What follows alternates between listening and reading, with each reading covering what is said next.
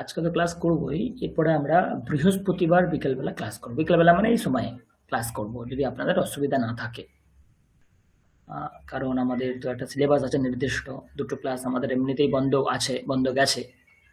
তো আমরা দুটো ক্লাস এই সপ্তাহে একটা বা পরের সপ্তাহে একটা এইভাবে করে নেব, অসুবিধা হবে না।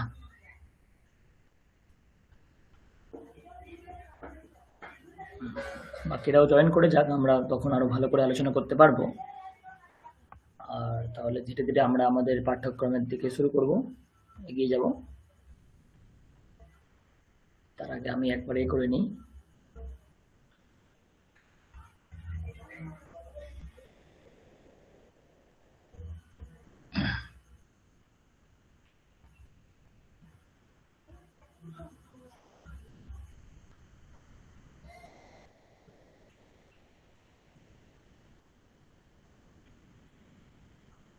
স্ক্রিন দেখাবো, স্ক্রিন দেখতে পাচ্ছেন কিনা বলবেন।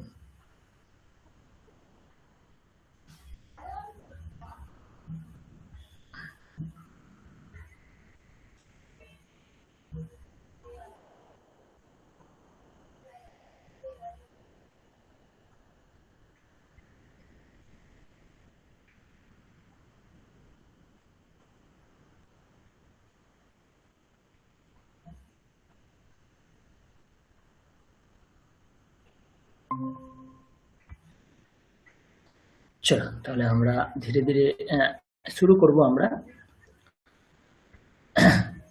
নতুন জিনিস একটা শিখবো, অবশ্যই আপনারা জিনিসটাকে ভালোভাবে বুঝবেন, আমি আপনাদেরকে বোঝাবো। তার আগে আমাকে একটু সময় দিন, আমি একটু বার করে নিই জিনিসগুলো। হ্যাঁ, বেশ।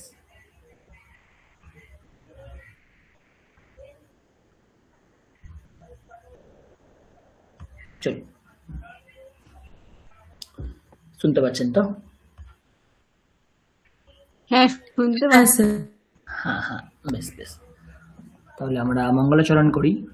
ওম সহনা ভবতু सहनौ भुनक्तु सह वीर्यं करवावहै तेजस्विनावधीतमस्तु मा विद्विषावहै।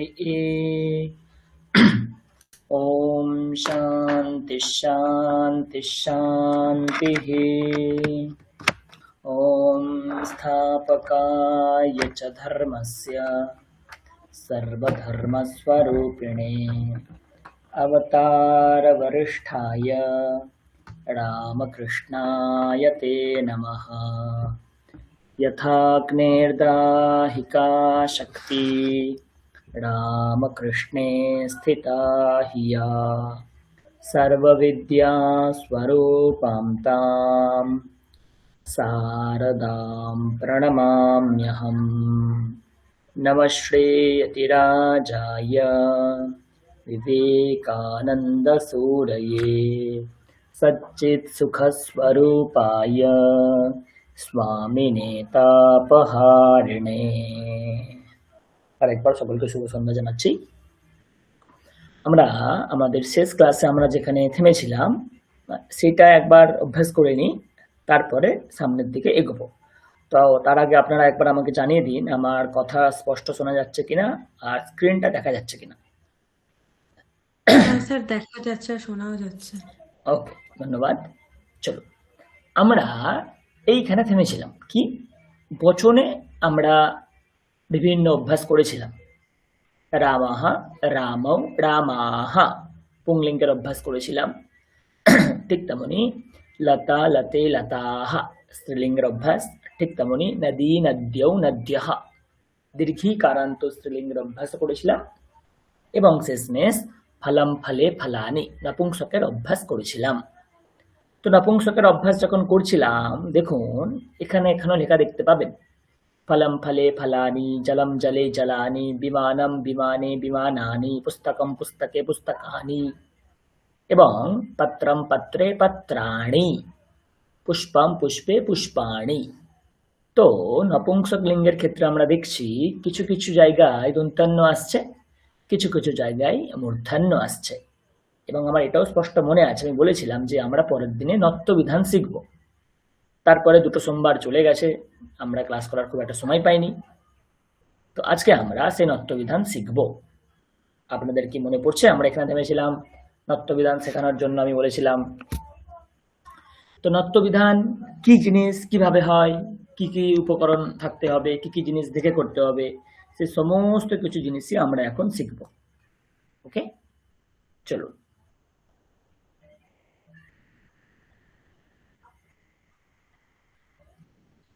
লেখা দেখতে পাচ্ছেন তো? হ্যাঁ স্যার। তো আমরা আজকে বেসিক্যালি যেটা শিখবো সেটা হচ্ছে নত্যবিধান। যদি আমি বাংলাতে লিখি তাহলে এরকমটা হয়, এই মূর্ধন্য দিলাম, নত্যবিধান। আচ্ছা স্যার, আর আমি আমি জানি না, আমি আসলে একটু কম বুঝি এই মানে এই ব্যাপারগুলো। এইটা একটু নিচু করা যাবে? উপরে না একটা অ্যারো মতো আসছে, আর এই আপনি যে লিঙ্কটা দিয়েছেন সেটা আসছে, একটু নিচুতে লেখা যাবে? ওটা আমি সরাতেও পারছি না, মানে একটু উপর দিকে হয়ে গেছে, ওখানটা দেখা যাচ্ছে না। এটা কেন হয় আমি বুঝতে পারছি না। আপনার কাছে কেউ আছে মানে যে এখন ও ফোন? হ্যাঁ হ্যাঁ, আমার মেয়েকে তাহলে আমি ডাকতে হবে, ঠিক আছে? হ্যাঁ হ্যাঁ হ্যাঁ, একটু একটু ঠিক হেল্প নিয়ে পরে আপনার কেমন ঠিক আছে। স্ক্রিন দেখাচ্ছে আমি তো বুঝতে পারছি না। হ্যাঁ, মানে একটু একটু হেল্প নিয়ে নিচের নিন দিকে তাহলে হলে হবে। হবে। ঠিক আছে ঠিক আছে। হ্যাঁ, না আপনি দেখতে পাবেন, একটু হেল্প নিয়ে নিন, আপনি দেখতে পাবেন। আচ্ছা, তো আমরা যে জায়গাটা থেকে শুরু করব, নত্যবিধান। নত্যবিধান মানে কি? মূর্ধন্য হবে। প্রথম কথা কি হবে? মূর্ধন্য হবে। মূর্ধন্য হবে। কার মূর্ধন্য হবে? দন্তান্ন যদি থাকে তার যে মূর্ধন্যকরণ, দন্তান্ন থেকে যে মূর্ধন্যতে আসা, একেই বলা হয় নত্যবিধান। দন্তান্ন থেকে যে মূর্ধন্যতে আসা, একেই বলা হয় নত্যবিধান। কি বিধান করছি? মূর্ধন্য, মানে মূর্ধন্যের ধর্ম, মূর্ধন্যের তত্ত্ব আমি বিধান করব, এই জিনিসটাকে বলা হয় নত্যবিধান। বাংলাতে আমরা দন্তান্ন মূর্ধন্য তো জানি, কিন্তু অভ্যাস আমরা জানি না কোথায় দন্তান্ন হবে, কোথায় মূর্ধন্য হবে, এখনো পর্যন্ত আমরা ভুল করি। তো এই নিয়মটা যদি আপনারা ঠিকঠাক ভাবে শিখতে পারেন, বাংলাতেও এরপরে আপনারা দন্তান্ন মূর্ধন্য নির্ধারণ করতে পারবেন, কোনো ভুল হবে না। তো নত্যবিধান, ম্যাম আপনার স্ক্রিন কি ঠিক হয়েছে? আপনার স্ক্রিন কি ঠিক হলো? দেখা যাচ্ছে পরে?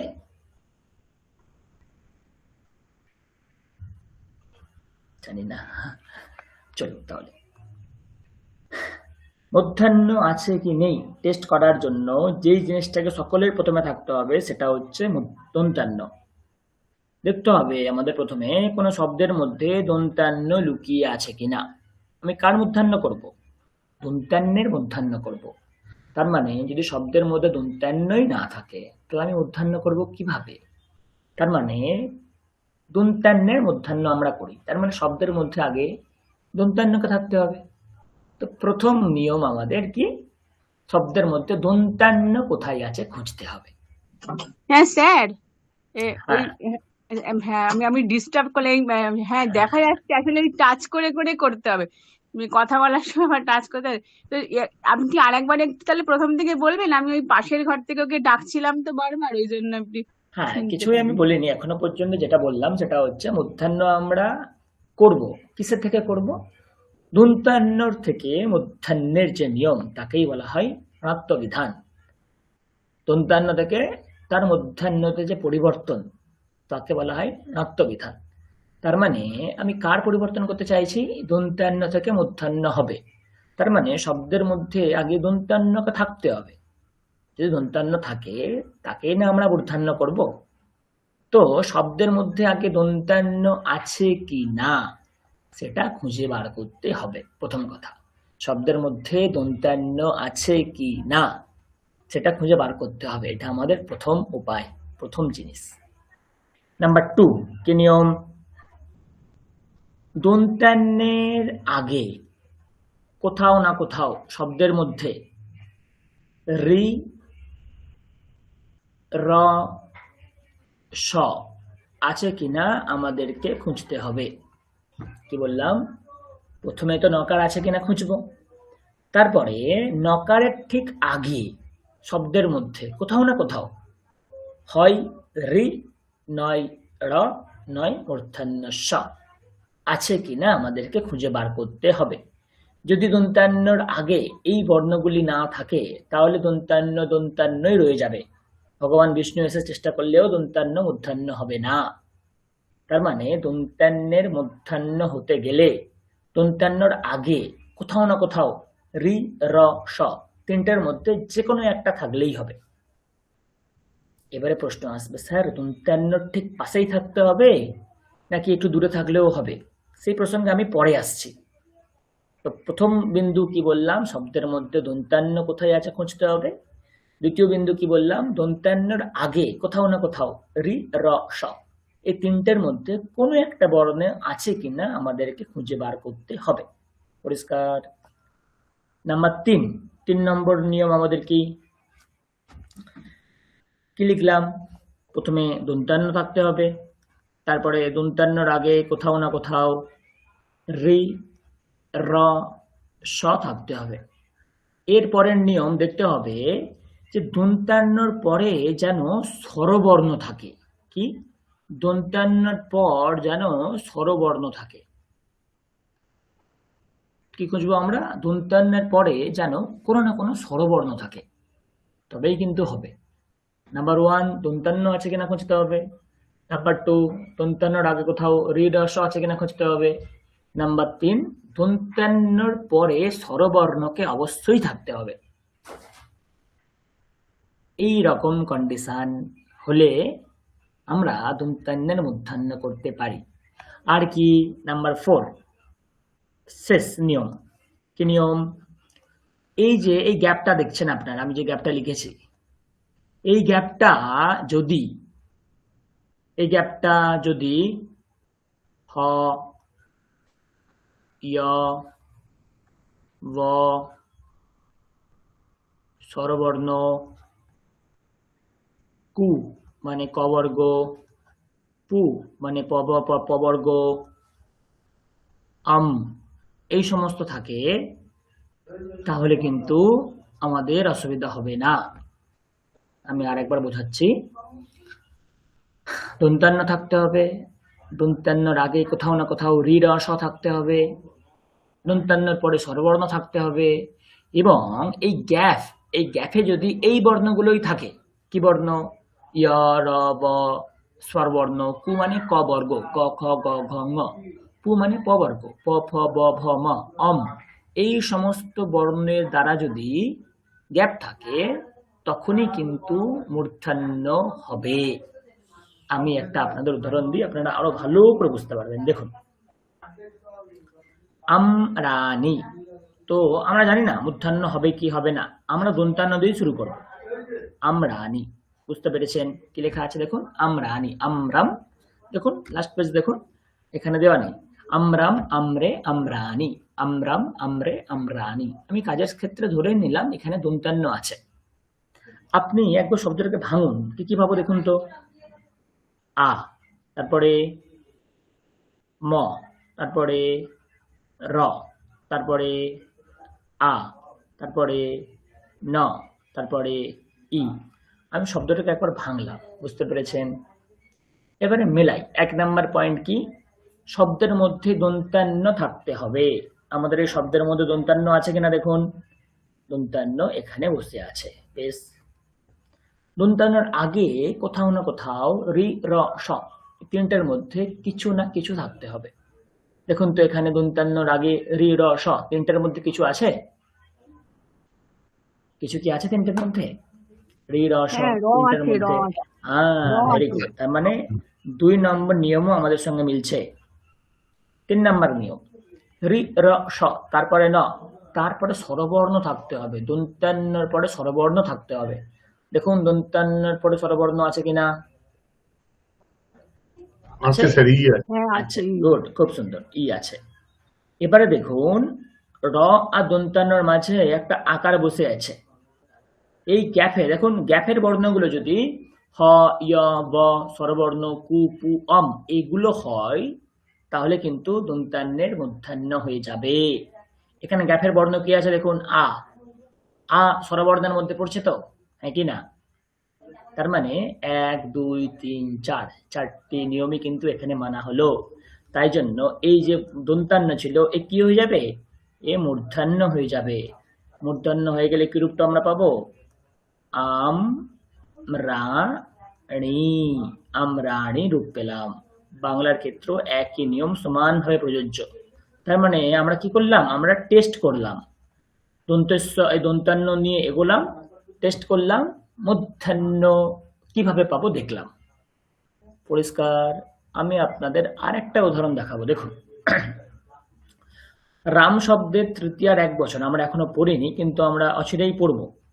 ধরুন রামেন আছে, আমি এইভাবে ধরে নিলাম রাম শব্দের তৃতীয়ার এক বচন কি হয়, রামেন। আমি ধরে নিলাম দন্তান্ন আছে টেস্ট করার খাতিরে, সব জায়গাতে দন্তান্নই থাকে। এবারে নিয়মের কারণে ওই দন্তান্ন মূর্ধন্য হয়ে যায়। তার মানে মূর্ধন্যের পূর্বে বস্তা কি, দন্তান্ন। এখানে দেখুন ভাঙুন, কি কি পাবো, র, তারপরে কি আছে বলুন, আ, আ, তারপরে কি আছে, ম, ম, ম, তারপরে এ, এ, এ, তারপরে ন, ন, তারপরে অ, অ, তাই না? এবার নিয়ম দেখুন, শব্দের মধ্যে কোথাও দন্তান্ন থাকতে হবে, আছে?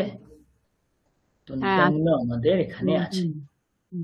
তারপরে দন্তান্নর আগে কোথাও না কোথাও রি, র, স থাকতে হবে, আছে? র আছে, হ্যাঁ র প্রথমেই আছে। এইখানে র আছে, র আছে। এবারে দেখুন দন্তান্নর পরে স্বরবর্ণ থাকতে হবে, আছে? হ্যাঁ অ আছে। আচ্ছা, হ্যাঁ, অকার আছে, স্বরবর্ণ আছে, তার মানে সব নিয়ম মিলছে। কিন্তু গ্যাপের বর্ণগুলো দেখুন, তিনটে বর্ণ গ্যাপে বসে আছে, হ্যাঁ ম, আ, ম, এ। দেখুন তো এই গ্যাপের বর্ণগুলো হচ্ছে কিনা। আ মানে স্বরবর্ণ মিলে যাচ্ছে, আ, এ দুটো স্বরবর্ণ আছে। হ্যাঁ। ম মানে দেখুন পু, পু মানে পু বর্গ, প, ফ, ব, ফ, ম, সকলের গ্রহণ। তার মানে মকার কিন্তু পু বর্গের মধ্যে আছে, পু এর মধ্যে আছে। তার মানে এই তিনটে গ্যাপের বর্ণ কিন্তু মিলে যাচ্ছে। তাহলে এখানে দন্তান্ন কি দন্তান্ন থাকবে, কি হয়ে যাবে, না না মূর্ধন্য হয়ে মূর্ধন্য যাবে। হবে। মূর্ধন্য হয়ে গেলে কি উচ্চারণটা হবে, বানানটা কি হবে, রামেণ। রামেণ। বুঝতে পারছেন নত্যবিধান কাকে বলছি? বাংলার ক্ষেত্রেও একই নিয়ম প্রযোজ্য। নতুন একটা কনসেপ্ট শিখলেন, তাই না? এই অঙ্কের মতো নিয়ম আমি আপনাদের আরো উদাহরণ দেখাতে পারি। দেখুন পরের উদাহরণ আমি নিচ্ছি, এটা 1 দি, এটা 2 দি। পরের উদাহরণ আমি নিচ্ছি নাম্বার 3।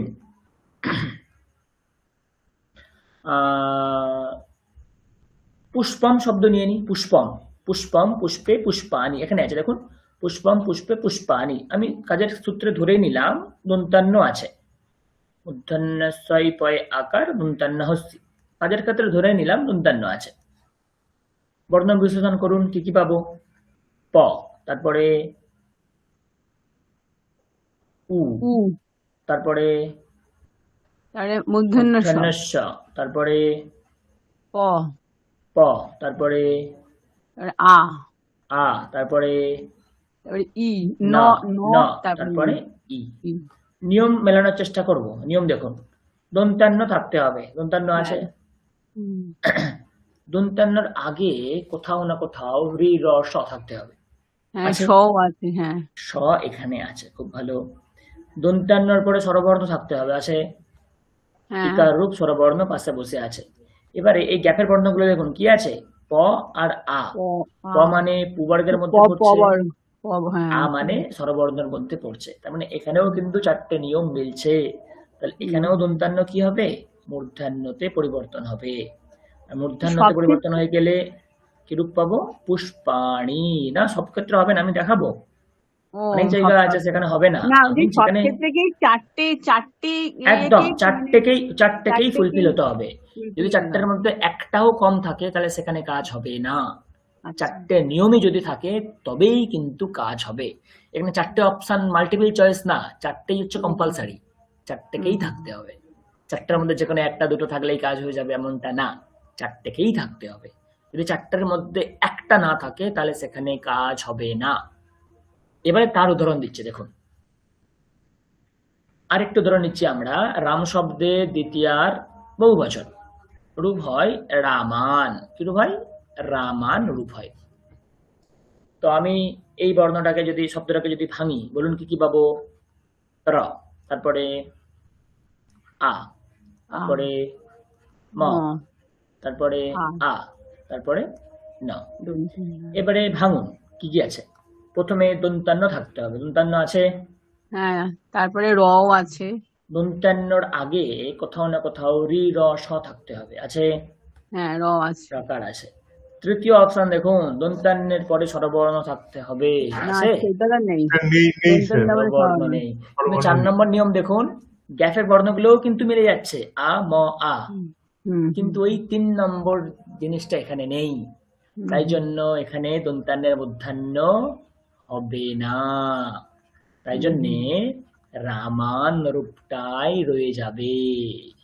হুম হুম হুম। আমি কি বোঝাতে পারছি? হ্যাঁ, স্যার ঠিক। হুম, স্যার বলুন বলুন। হ্যাঁ স্যার, বলছি তার মানে স্যার যদি হলন্ত থাকে তাহলে কোনো অবস্থাতেই আরো ন হবে না। একদম সব থেকে উদাহরণ, একদম ঠিক বলেছেন। যদি হ্যাঁ, নকার হলন্ত পেয়ে যাই, পরে তো স্বরবর্ণ পাচ্ছি না, তো ওই হলন্ত যুক্ত নকারের মূর্ধন্য হয় না। হ্যাঁ, তখনই দেখব যখন হলন্ত যুক্ত নকারের পাশে স্বরবর্ণ থাকবে, তখন কিন্তু একটা হওয়ার সম্ভাবনা থাকে। আর যদি দন্তান্ন হলন্ততেই শব্দ শেষ হয়ে যায়, সেখানে ব্রহ্মা বিষ্ণু মহেশ্বর এলেও মূর্ধন্য হবে না। এটাই নিয়ম। পরিষ্কার? আপনি বাংলার ক্ষেত্রে নিয়মগুলো মেনে চলুন। নিয়ম দিচ্ছে, একটা উদাহরণ দিচ্ছি, বিভীষণ। বলুন তো দন্তান্ন হবে না মূর্ধন্য হবে? কিভাবে টেস্ট করব? প্রথমে আমরা দন্তান্ন নিয়ে শুরু করব। কি নাম? বিভীষণা। আমরা ভেবে নিলাম প্রথমে দন্তান্ন আছে, বিভীষণা। বলুন কি হবে? ভাঙুন। ব, তারপরে ই, তারপরে ভ, তারপরে দীর্ঘি, ই, তারপরে স, তারপরে অ, তারপরে ন, তারপরে অবিসর্গ, যাই হোক অ। নিয়ম দেখুন, দন্তান্ন আছে, আছে। দন্তান্নর আগে কোথাও না কোথাও রি র স আছে, আছে। সকার এখানে উপস্থিত আছে। দন্তান্নর পরে স্বরবর্ণ আছে, অবশ্যই। এই অবিসর্গ একেও আমরা স্বরবর্ণ হিসেবে ধরতে পারি, স্বরবর্ণও আছে। মধ্যবর্তী বর্ণ দেখুন অ, এটাও তো স্বরবর্ণের মধ্যে পড়ছে। তার মানে এখানে দন্তান্নের কি হয়ে যাবে? মূর্ধন্য হয়ে যাবে। তাহলে আমরা কি বানান পাবো? বিভীষণঃ, ভীষণঃ, বিভীষণঃ।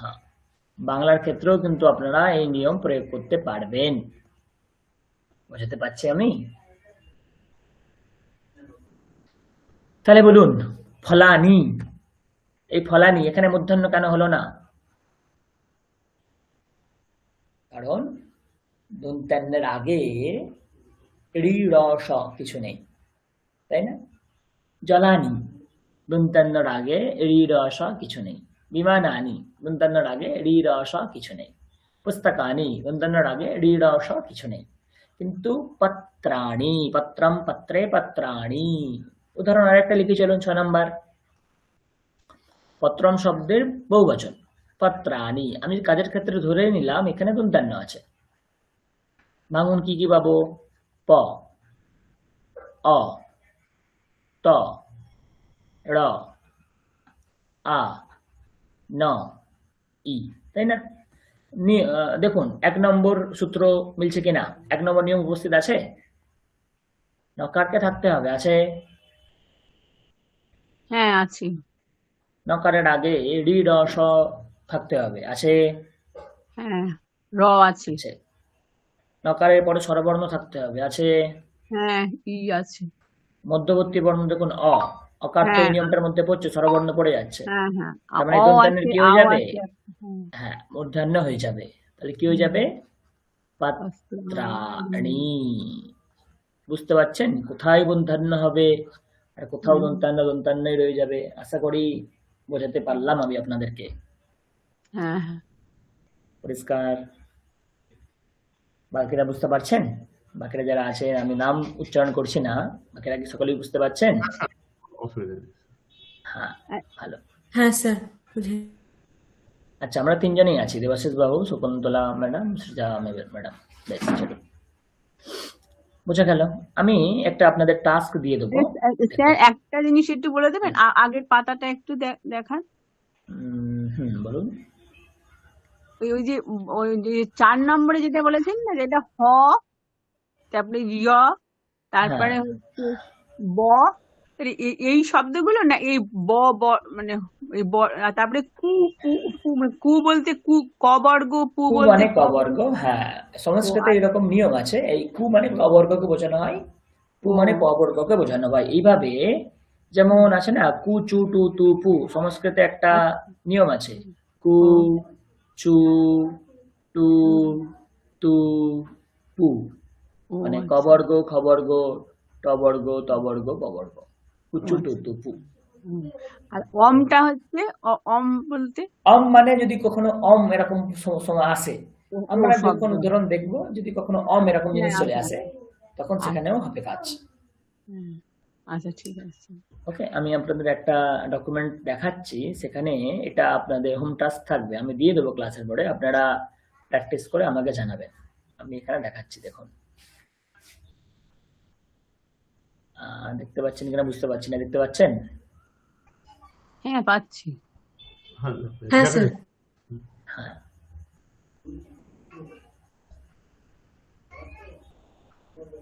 দেখুন, আছে না শব্দার্থম, মানে কোনটা ঠিক, কোন শব্দটা ঠিক আপনাদের কি মনে হচ্ছে? কৃপণ, দন্তান্ন না মূর্ধন্য?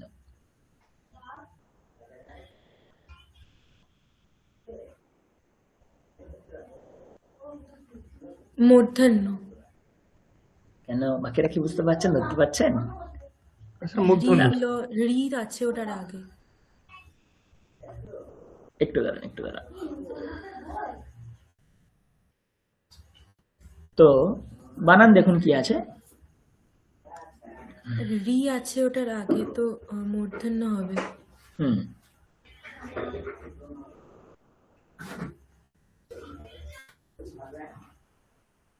না, শুধু তো একটা থাকলে প্রত্যেক চারটেই তার না ভেঙে কি করে বলা যাবে? একটু হ্যাঁ ভেঙে তো ভাঙুন, বলতে আপনি হবে। ভাঙুন, আপনাকে তো ভাঙা শিখিয়ে দিয়েছি, আপনি ভাঙুন কি কি আছে। হ্যাঁ হ্যাঁ, সেটা বলছি। প্রথমে কি পাবো?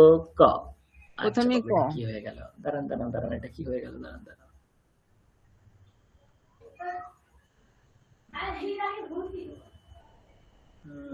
দাঁড়ান দাঁড়ান দাঁড়ান একটু। হ্যাঁ, বেশ বেশ বেশ, দেখুন প্রথমে কি পাবো আমরা? ক, ক পাবো, তারপরে তারপরে র। রি, হ্যাঁ রি। রি, রি, হ্যাঁ তারপরে রি। প, প, তারপরে অ, তারপরে অ। ন, তারপরে বিসর্গ।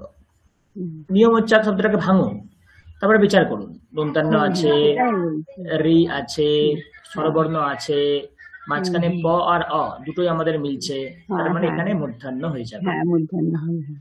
এরকম ভাবে বিচার করবেন, হ্যাঁ সেটাই বলছি। বুঝতে পারছেন? যেমন দেখবেন হুম নাম্বার 4 কি হবে দেখুন, গ্রহণম যদি ভাঙি কি পাবো?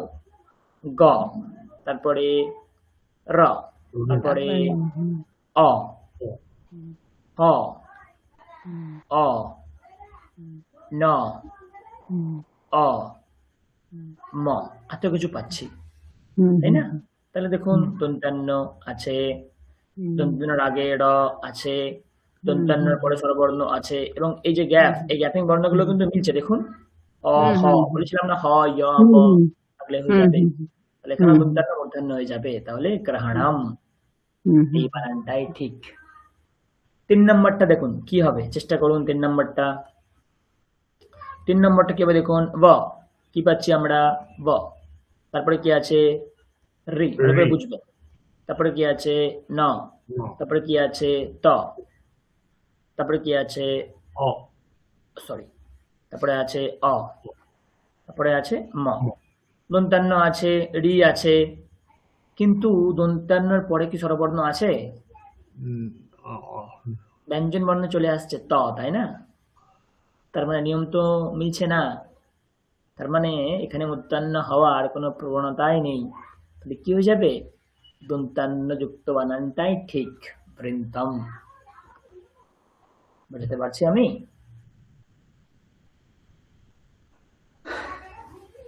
5 নাম্বার দেখুন কি পাবো? 5 নাম্বার ঋণাম, তাই না? তাহলে কি আছে?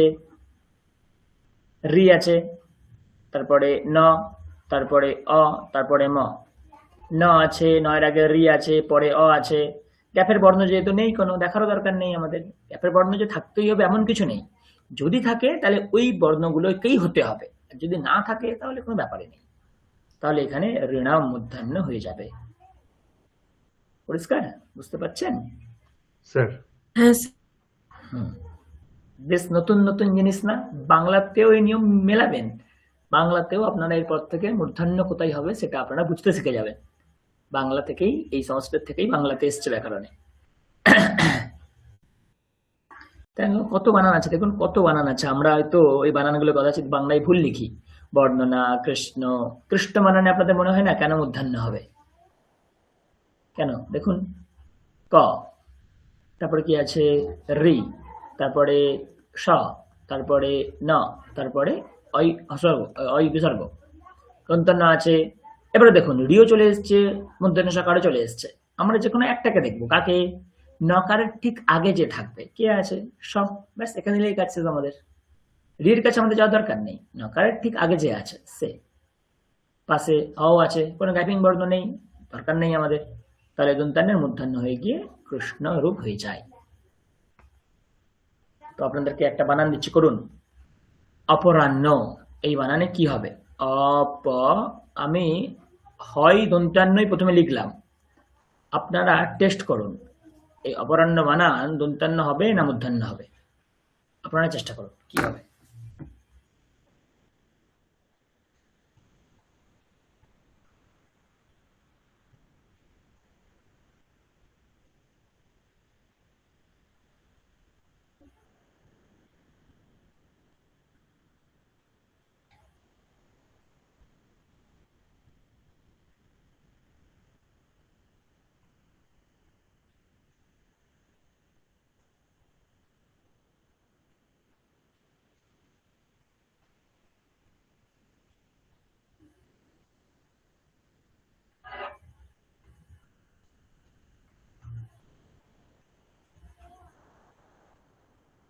কি মনে হচ্ছে কি হবে?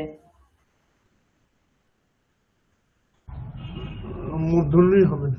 মূর্ধন্য হবে। টেস্ট করা যাক কি হবে। অ, তারপরে প, তারপরে অ, তারপরে র, তারপরে আ, তারপরে হ, তারপরে ন, তারপরে বিসর্গ, তাই না? দন্তান্ন আছে, দন্তান্নর আগে র আছে, পরে স্বরবর্ণ আছে, মাঝখানে আ হা দুটোই মিলছে, তার মানে অপরাহ্ন বানানে মূর্ধন্য বানানটাই ঠিক। তাহলে আরেকটা বানান দিচ্ছি, বাংলাতে দিচ্ছি, বিচার করুন কি হবে। দেখুন তো কি হবে। মধ্যাহ্ন,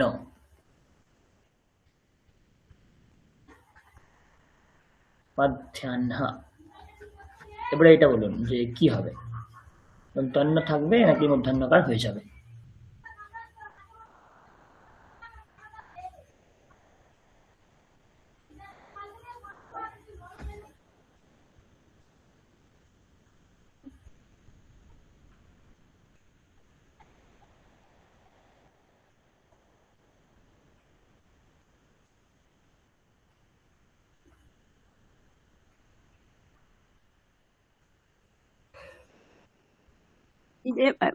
স্যার এটা মাঝখানেরটা তো মিলছে না, রি র স, এই তিনটের মধ্যে একটা, এখানে তো সেটা নেই। মধ্যাহ্ন এটা দন্তের না থাক হবে মনে হচ্ছে।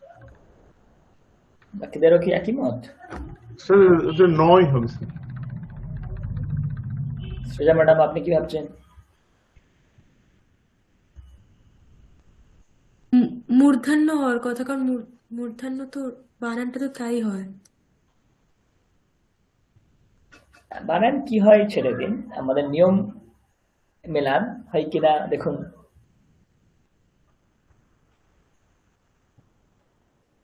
না, দন্তেন্য। হ্যাঁ, তো বানানটা কিন্তু এরকম হয় না, তাই জন্য আমি দিয়েছি। তো অহ্ন শব্দ এরকমটা হয়, অ হয় দন্তান্ন, অহ্ন। কারণ এখানে দন্তান্নের মূর্ধন্য হওয়ার কোনো প্রবণতাই নেই। অহ্ন মানে হচ্ছে একটা সময়ের অংশ, আহ্নিক যাকে বলি আমরা। এবারে যখন আমি এখানে অপরাহ্ন লাগাবো, তখন দেখুন রকারের দরুন মূর্ধন্য হচ্ছিল। যখন বলবো সায়াহ্ন, সায়ান্নতেও কিন্তু মূর্ধন্য হওয়ার কোনো রকমের সম্ভাবনা নেই, কারণ দন্তান্নর আগে রি রস কিছু নেই। ঠিক তেমনি মধ্যাহ্ন, এখানেও দন্তান্নের আগে রি রস কিছু নেই। তো কাজেই অপরাহ্নেতে যেমন মূর্ধন্যটা হচ্ছিল, বাকি জায়গায় কিন্তু রি রস এর অভাবে দন্তান্নই রয়ে যাবে। তো যখন বানান দেখবেন কেবল অপরাহ্ন বানানেই মূর্ধন্য থাকে, বাকি বানানে কিন্তু দন্তান্ন থাকে। বুঝতে স্যার পারছেন? পূর্বাহ্ন তো তাহলে মূর্ধন্য হবে স্যার। নিঃসন্দেহে হবে, নিঃসন্দেহে পূর্বাহ্ন নিঃসন্দেহে হবে। পূর্বাহ্ন ধরে নিলাম দন্তান্নই আছে প্রথমে, টেস্ট করুন। প, উ, র, ব, আ, হ, ন, অহ। দন্তান্ন আছে, দন্তান্নর আগে রি রস আছে, পরে স্বরবর্ণ আছে, মাঝখানে দেখুন ব, আ, হ সকলেই মিলছে, তাহলে অবশ্যই এখানে দন্তান্ন মূর্ধন্য হয়ে যাবে। মূর্ধন্য হয়ে গেলে কিরূপ হবে? পূর্বাহ্ন, পূর্বাহ্ন রূপ হয়ে যাবে। তো তাই জন্য দেখবেন কোথাও পূর্বাহ্ন, অপরাহ্ন, মধ্যাহ্ন, সায়াহ্ন, কোথাও দন্তান্ন, কোথায় মধ্যাহ্নের এই বৈপরীত্য বা বৈচিত্র্যটা এই নাট্যবিধানের জন্যই হয়ে আছে। মোটামুটি একটা আমি আপনাদেরকে অনুমান দিতে পারলাম যে কোথায় দন্তান্ন হয়, কোথায় মধ্যাহ্ন হয়। এরপর থেকে বাংলা যখন পড়বেন, বলার ক্ষেত্রে তো বাঙালিদের দন্তান্ন মধ্যাহ্নের পার্থক্য নেই, কিন্তু লেখার ক্ষেত্রে আছে, পড়ার ক্ষেত্রে আছে।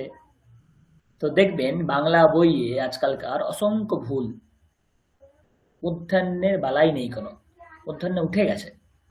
কিন্তু সত্যিই কি নিয়ম তো এখনো আছে। নিয়ম যদি থাকে তাহলে মধ্যাহ্ন থাকাটা তো স্বাভাবিক, তাহলে মধ্যাহ্ন নেই কেন, প্রশ্ন তো করতে হবে, তাই না? তো যখন এরপরে বাংলা পত্রিকা পড়বেন, বই পড়বেন, তখন দেখবেন দন্তান্ন মধ্যাহ্নের ব্যাপারগুলো নিয়ম অনুযায়ী আপনাদের সঙ্গে মিলছে কিনা। যদি না মেলে তাহলে ভাববেন বাংলা ভাষার ব্যাকরণ অধঃপতন যেতে শুরু করেছে। ওকে, মোটামুটি একটা ধারণা আমি দিতে পারলাম। তো এই প্রসঙ্গ এখানেই শেষ। তো যদি কোনো এখান থেকে প্রশ্ন থাকে আমাকে বলতে পারে। কোনো প্রশ্ন আছে? অনেক টেস্ট আছে, আমি এই টেস্ট সব আপনাদের দিয়ে দেবো। আপনারা এখানে প্রায় ৯৮টা ৮০টা আছে, আমি দিয়ে দেবো আপনাদের পিডিএফ করে, আপনারা অভ্যাস করবেন, আমাকে টাস্ক করে দেখাবেন। পরিষ্কার মোটামুটি? তো আমরা তাহলে কি কি পড়লাম? আমরা স্বরবর্ণ ব্যঞ্জন বর্ণ পড়েছি, আমরা লিঙ্গ পড়েছি, আমরা পুরুষ পড়েছি, আমরা বচন পড়েছি, আমরা এ সাহা সাহা এগুলোও পড়েছি। এ সাহা সাহা মনে আছে কখন হয়? তাদের দ্বিবচন, তাদের বহুবচন মনে আছে? আমি আর একবার অভ্যাস করিয়ে দিই, দিয়ে সামনে যাব। ধরুন আমি বলতে চাইছি যে এ বালক, তাহলে আমরা কি বলবো? এ বালক যখন বলবো তাহলে কি বলবো? এ সাহা বালকः, তাই না? মনে কি পড়ছে আপনাদের? এ সাহা বালকः। হ্যাঁ হ্যাঁ মনে হ্যাঁ হ্যাঁ স্যার। মনে হ্যাঁ হ্যাঁ, এরা দুজনে বালক, তাহলে কি বলবো? বালকः দ্বিবচন করলে কি হবে? বালকৌ। ভালো তাহলে এ সাহা এ দ্বিবচন করলে কি হবে? বলুন। এসব এতৌ এতৌ। বালকৌ। বহুবচন করলে বালকাহ, এরা সকলেই বালক, বালকাহ। তাহলে এখানে বহুবচন করলে কি করব? এতে, এতে বালকাহ। তাহলে কি পাচ্ছি? এষাহ, এতৌ, এতে, তাই না? আর বালকাহ, বালকৌ, বালকাহ, এগুলো তো সমান চলবে। সুজা ম্যাডাম বলুন, এষাহ ছাত্রাহ, এর বচন পরিবর্তন করুন, কি হবে? আহ, এ এতো ছাত্রः। দেখুন, যখন আমি পরিবর্তন করছি তখন বালকাহ এর যেমন পরিবর্তন হচ্ছে, এ সাহা এরও তো পরিবর্তন হবে, তাই না? এ সাহা এক বচনে, এতৌ দ্বিবচনে, এতে বহুবচনে, বালকাহ এক বচনে, বালকৌ দ্বিবচনে, বালকাহ বহুবচনে। তাহলে হ্যাঁ যখন এ সাহা ছাত্রাহ বলছি এক বচন, দ্বিবচন হ্যাঁ করলে কি হবে? এ সাহা এরও দ্বিবচন হবে, ছাত্রাহ এরও দ্বিবচন হবে। বহুবচনে আ- এ সাহা এরও বহুবচন হবে, ছাত্রাহ এরও বহুবচন হবে। এবারে বলুন।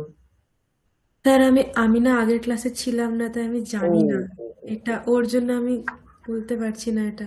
ওকে, তো আর এ আমি সাহা ওই মানে হচ্ছে দিস। নোটস গুলো আমার দেখা হয়নি, কারণ পরীক্ষা চলছিল তাই। ওকে, নো প্রবলেম। এ সাহা মানে স্যার হচ্ছে দিস।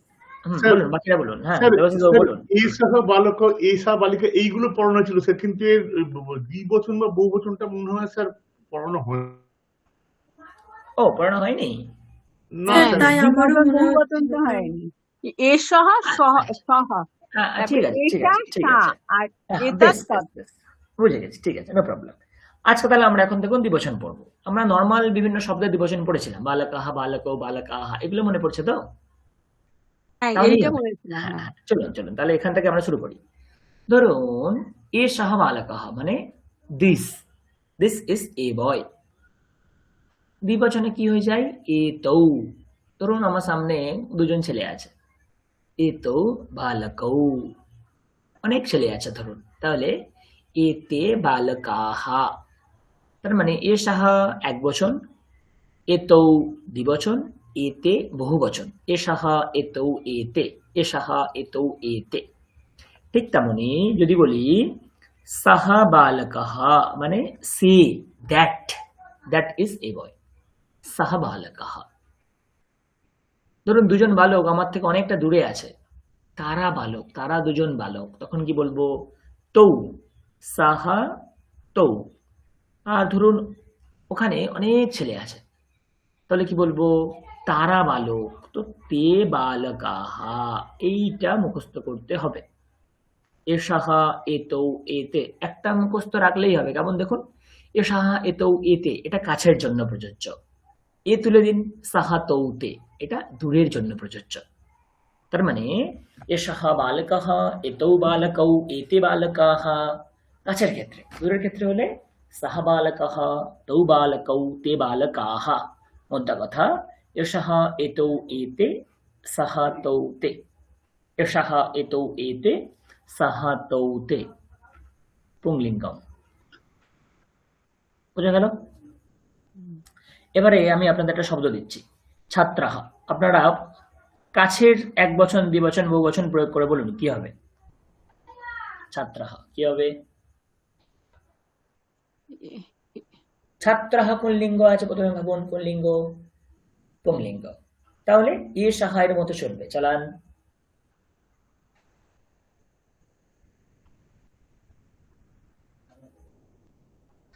এ সাহা এষः বালকাহা। বলুন।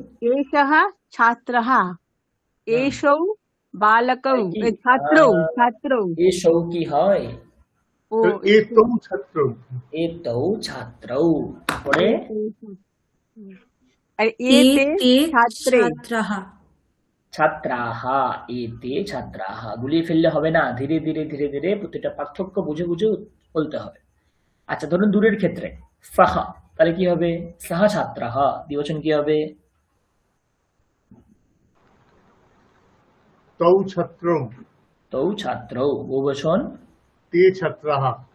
তে ছাত্রাহা। বোঝা গেল? অনুরূপ আরেকটা উদাহরণ দিচ্ছি, এষাহ বৃদ্ধঃ, এষাহ বৃদ্ধঃ। এবারে বলতে পারবেন আশা করি, বলুন কি হবে? কাছের ক্ষেত্রে বলুন এষাহ বৃদ্ধঃ, পরিবর্তন করুন।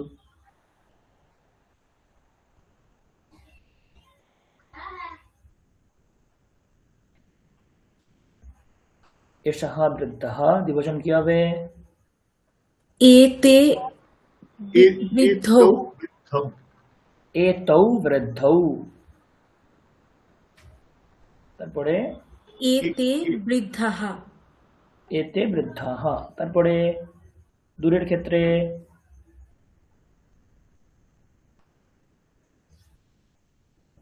স সাহা, বৃদ্ধ, সাহা। সः বৃদ্ধः, তো বৃদ্ধৌ, তে বৃদ্ধাः। তে বৃদ্ধাঃ। পরিষ্কার? হ্যাঁ স্যার। হুম।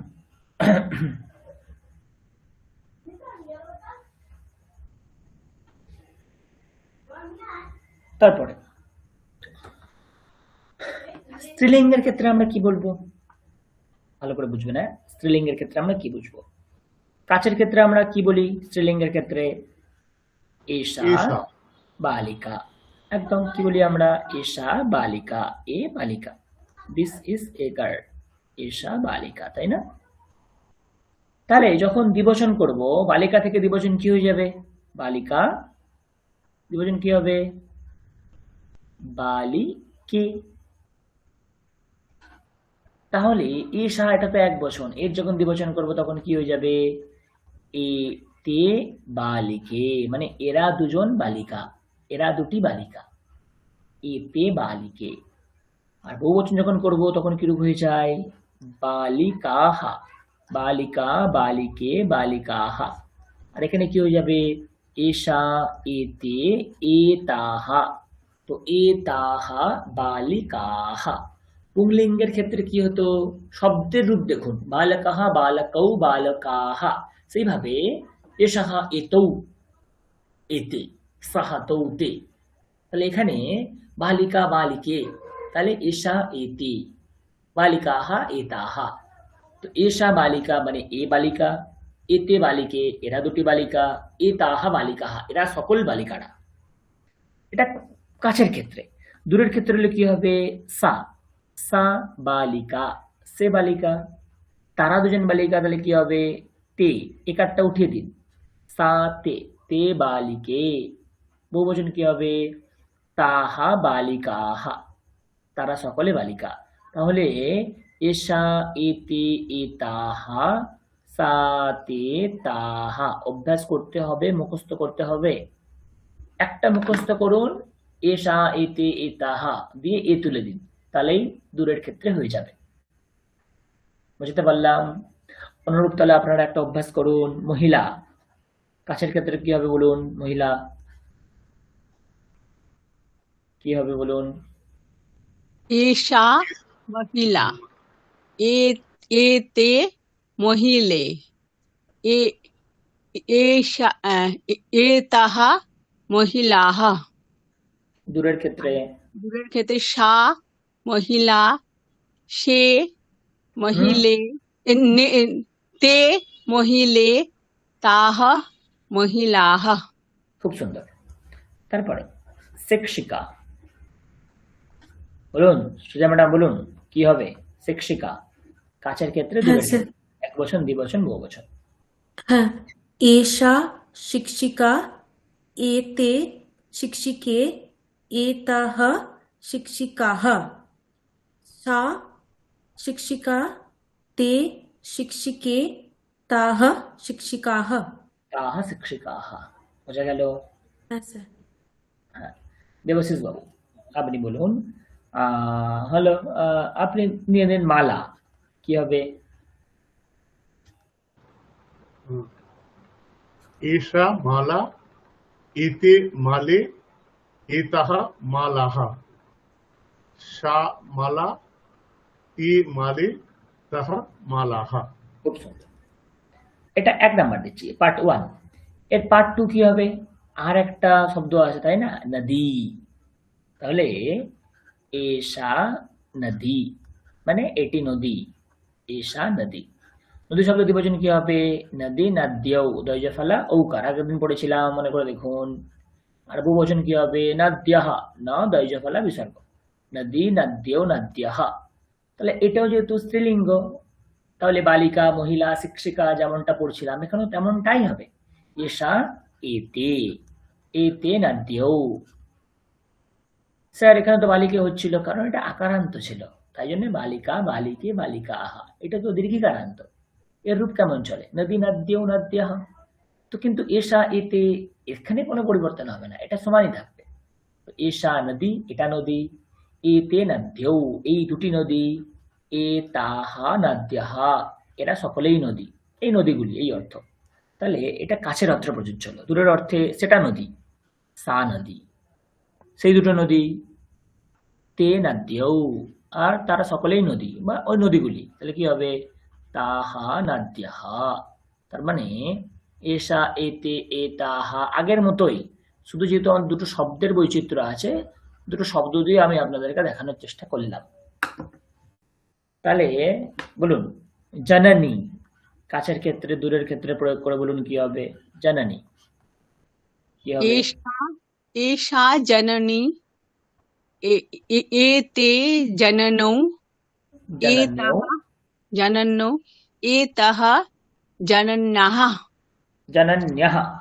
जनन्यः হুম, सा जननी ते जनन्नौ ताः जनन्यः জনন্যः।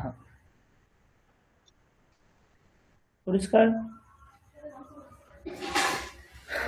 সোজা ম্যাডাম বলুন। লেখনী, লেখনী মানে পেন, কি হবে? লেখনী, एषा लेखनी एते लेखनौ লেখন্যৌ, না এটা ফলা लेखन উকার, লেখন্যৌ। एते लेखनौ एतः लेखनः। গুড। তারপর হ্যাঁ স্যার। सा लेखनी ते लेखनौ न्यौ ताः लेखन्याः। হুম, দেবাশিস বাবু বলুন। ভগিনী কি হবে? एषा भगिनी एते भगिनौ एताः भगिन्यः सा भगिनी ते भगिनौ ताः भगिनौ भगिन्यः। ভগিন্যः। তাহলে একবার অভ্যাস করে নিন। এ সাহা, এ তৌ, এ তে, এগুলো তুলে দিন সাহা তৌ তে। ঠিক তেমনি এষা, এতি, এতাহা, এগুলো তুলে দিন সা তে তাহা। এগুলো কিন্তু মুখস্থ থাকতে হবে। এবং আমাদের আরেকটা যে শব্দ আছে এই মুহূর্তে, সেটা একবার দেখে নিই। সেটা কি? নপুংসকলিঙ্গের শব্দ, তাই না? কি শব্দ? ফলম। সাধারণ একটা অর্থ নিচ্ছে আমরা, ফলম। তো ফলম, ফলম শব্দে এক বচন দ্বিবচন কি হবে? ফলম ফলে। বহুবচন কি ফলে হবে? ফলান। ফলানি। ফলম ফলে ফলানি। তাহলে এটি ফল, তাহলে কি বলবো? এতৎ ফলম মানে এটি ফল। এতৎ ফলম, এতৎ ফলম মানে এটি ফল। তাহলে দ্বিবচন কি হবে? এতে ফলে, এই দুটি ফল। বহুবচন কি হবে? এতানি ফলানি। তাহলে কি পেলাম? এতৎ, এতে, এতানি। এতৎ ফলম, এতে ফলে, এতানি ফলানি। এতৎ, এতে, এতানি। ঠিক তেমনি সেটি ফল, তাহলে তৎফলম, সেই দুটি ফল। তে ফলে, সেই ফলগুলি। তানি, এটা তুলে দিন। এতৎ, এতে, এতানি, তত্তে তানি। এতৎ, এতে, এতানি, তত্তে তানি। পরিষ্কার? তাহলে আপনারা বলে ফেলুন। পুষ্পম কি হবে? পুষ্পম কি হবে বলুন? एतत् पुष्पम् एते पुष्पे एतानि पुष्पाणि तत् पुष्पं ते पुष्पे तानि पुष्पाणि। হুম, সুজা ম্যাডাম বলুন। বিমানম, বিমানম শব্দের বলুন প্রয়োগ করে। হ্যাঁ স্যার। एतत् विमानम् एते विमाने एतानि विमानि না तत् না না, এতানি। एतानि विमानि विमानमि। আপনি শান্ত হন, আপনি পারবেন। আরেকবার চেষ্টা করুন। হ্যাঁ হ্যাঁ एतत् एतत् विमानम হবে। ঠিক আছে, বিমানানি, এই শব্দটা আমি চাইছিলাম। ফলম ও ফলে আচ্ছা ফলানি, হ্যাঁ তাই না? ফলম ফলে ফলানি। আমি প্রথম থেকে বলছি। হ্যাঁ, বলুন। एतत् विमानम एते विमानमे। না না না, আপনি তো প্রথমে ঠিক বলেছিলেন। বিমানম বিমানে, বিমানানি, এরকম হবে না? বিমানম বিমানে, বিমানানি। আমি কনফিউজড হয়ে গেছিলাম আসলে। হ্যাঁ, ওকে, নো প্রবলেম। এখন বলুন। হ্যাঁ, এতানি বিমানানি হুম, তৎ বিমানম তে বিমানে তানি বিমানানি। তানি বিমানানি। দেবাশিস বাবু বলুন। চক্রম। চক্রম মানে চাকা। एतत् चक्रम् एते चक्रे एतानि चक्राणि হুম, तत् चक्रम् ते चक्रे तानि चक्राणि। তানি চক্রানি। পরিষ্কার তাহলে? তাহলে আরেকবার ছালিয়ে নিই।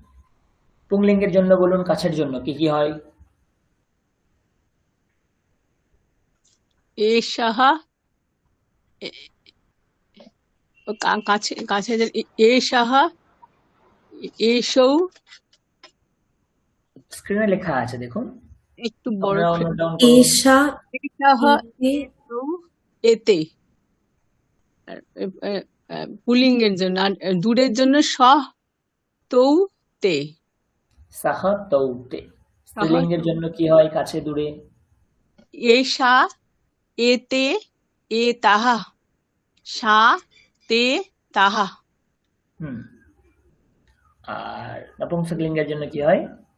এষা এ নপুংসক। নপুংসকলিঙ্গের জন্য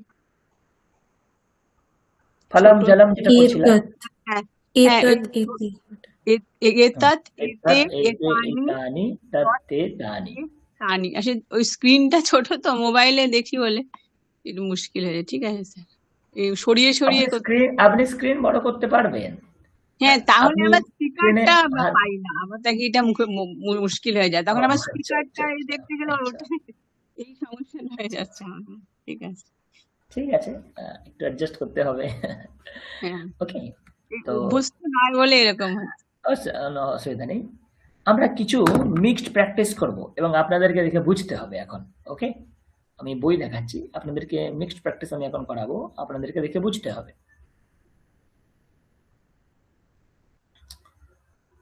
একটু আমাকে সময় দিন। আহ,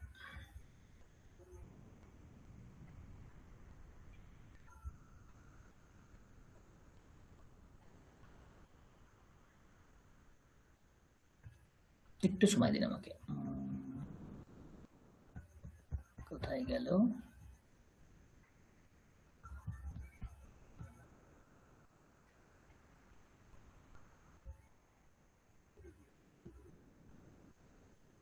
দাঁড়ান দাঁড়ান দাঁড়ান।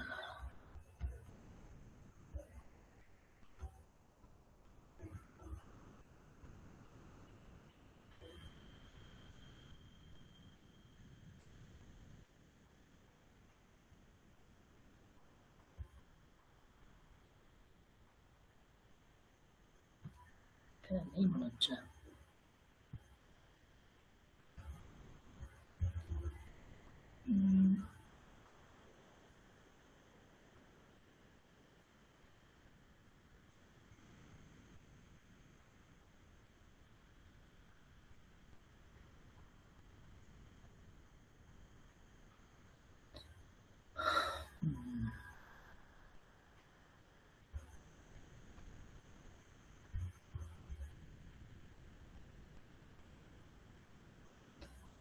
চলো, ভালো করে প্রথমে আপনারা বুঝুন আমি কি বলতে চাইছি। ওকে, আমি প্রথম রাউন্ডে বলবো যে এইখানে আমি সব কাছের অর্থে ধরছি।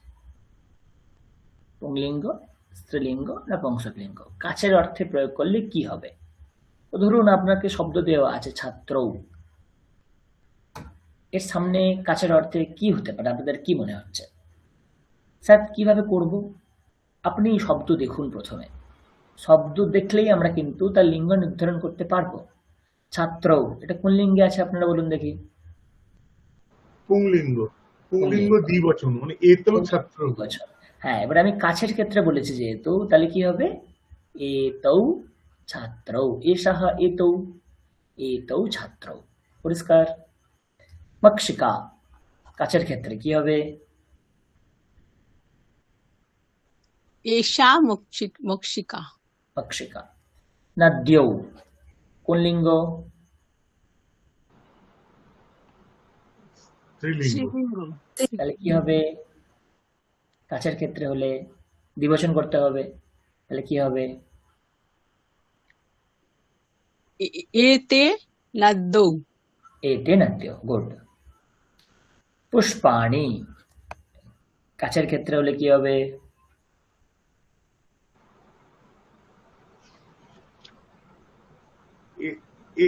এতানি পুষ্পাণি। এতানি পুষ্পাণি। সুজা ম্যাডাম বলুন, ফলানি, দূরের ক্ষেত্রে হলে কি করব? কি হবে? দূরের ক্ষেত্রে আহ, তা উম, আহ, তানি ফালানি। তানি ফলানি। হ্যাঁ, ছত্রম, দূরের ক্ষেত্রে হবে, কি হবে? তৎ ছত্রম। তৎ ছত্রম। গৃহে, দূরের ক্ষেত্রে কি হবে? দেবাশিস বাবু বলুন। স্যার দূরের ক্ষেত্রে দূরের ক্ষেত্রে তাও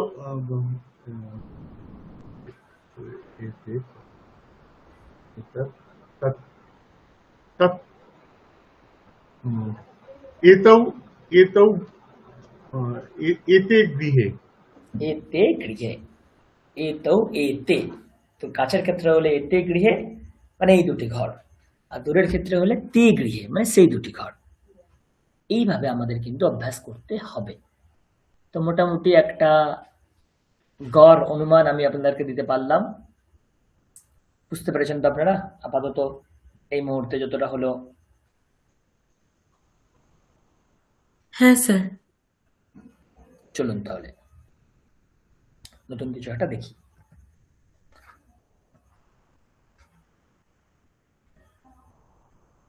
ও, জাস্ট একটু আমাকে সময় দিন।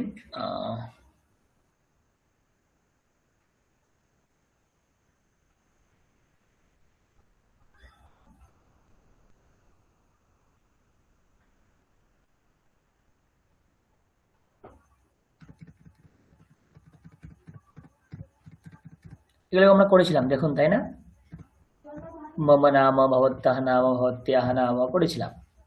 এইগুলো আমরা ইতিমধ্যে করলাম। সাহা মানে দূরে, সাহা বিবেকানন্দহ, সাহা আজাদহ, সাহা বিসমিল্লাহ খানহ। কাছের ক্ষেত্রে হলে এষা কৃষ্ণ, এষা কলামহ, এষা ভগত সিংহ, সাহা গণেশ, এষা কৃষ্ণ। এইগুলো আমরা এই অভ্যাস করতে করতে আসলাম, আশা করি বোঝা গেছে। সাহা বিবেকানন্দহ, এষা কলামহ, সাহা আজাদহ, এষা রানা প্রতাপহ, তাই না? সাহা বিসমিল্লাহ খানহ, এষা দেশনায়কः। তারপরে কি পেলাম? সা সরস্বতী, স্ত্রীলিঙ্গ যেহেতু। সা লক্ষ্মী, सा कल्पना, एषा शारदा, एषा गायिका, एषा शकुन्तला देवी। ओहो, एषा शकुन्तला देवी। सा दुर्गा, एषा निर्मला सीतारामन, सा भगिनी निवेदिता दूरे। एषा मेरिकम, जेतु में स्त्रीलिंग बुझते पाরছি আমরা। सा सुषमा स्वराजः, এষা কিরণ বেদী। এইভাবে আমরা সা সুধা, এষা ভারত জননী এইভাবে করতে পারি আমরা। তো তৎপুষ্পম, তদ্বাহনম, এতৎ গৃহম, এতৎ পুস্তকম, এতৎ ব্যজনম। একসঙ্গে হলে তৎ উপনেত্রম, এতৎ পুস্তকম, তদ্বাহনম, এতৎ দ্বারম, তৎপুষ্পম, এতৎ দূরদর্শনম, তৎফলম, এতৎ পর্ণম।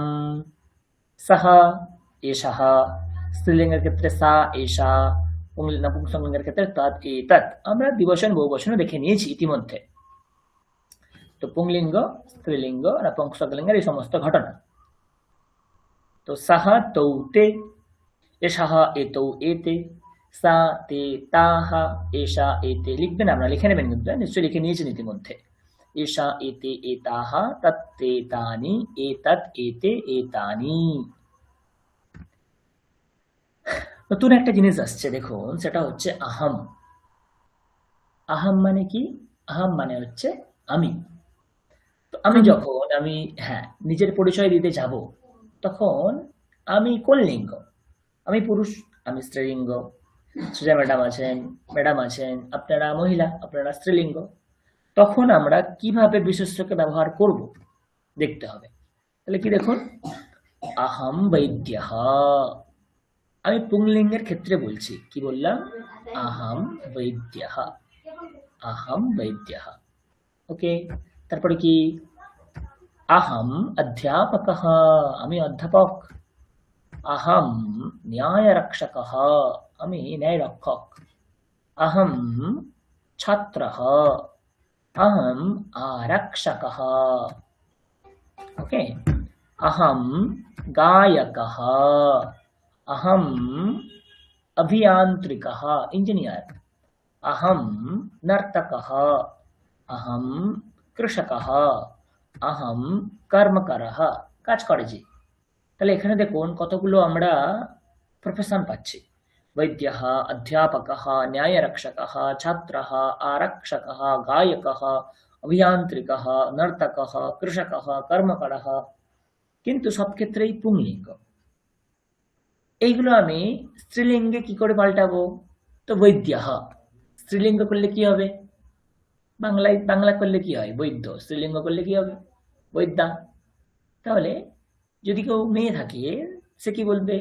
अहम वैद्या, अहम अध्यापिका, अहम न्यायरक्षिका, अहम छात्रा। संस्कृते छात्रा माने बांग्लाয় যেটা ছাত্রী।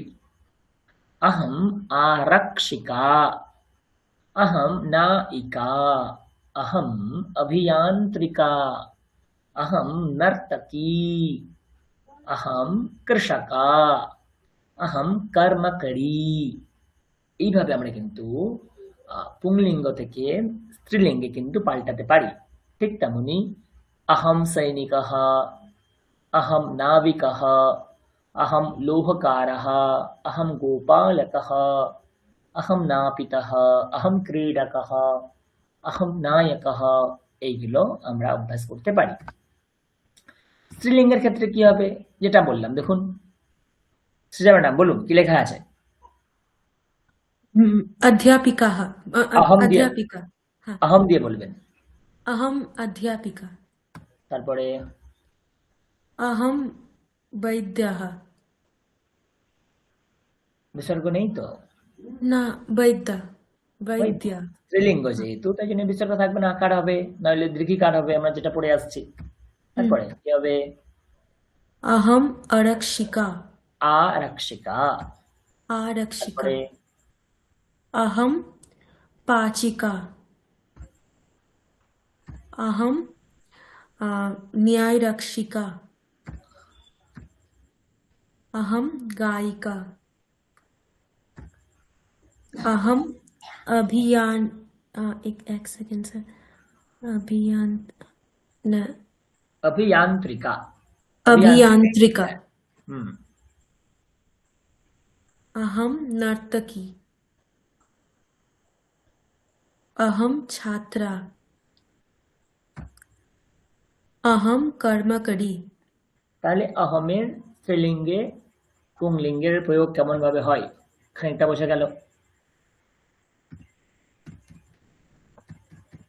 এখানে অনেক শব্দ দেওয়া আছে, কোনটা পুংলিঙ্গ, কোনটা স্ত্রীলিঙ্গ, কোনটা নপুংসকলিঙ্গ। একবার জাস্ট দেখে নিন, চোখ বুলিয়ে নিন, একবার রিডিং করে নিন, শব্দগুলোর সঙ্গে পরিচয় হয়ে যাবে।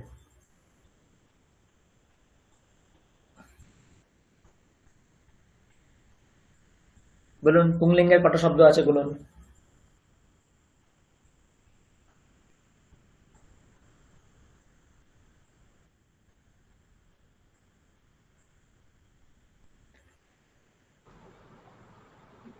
দশটা। স্ত্রীলিঙ্গের কটা আছে?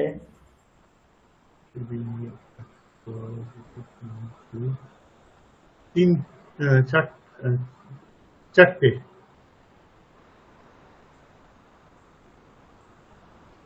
নপুংসকলিঙ্গের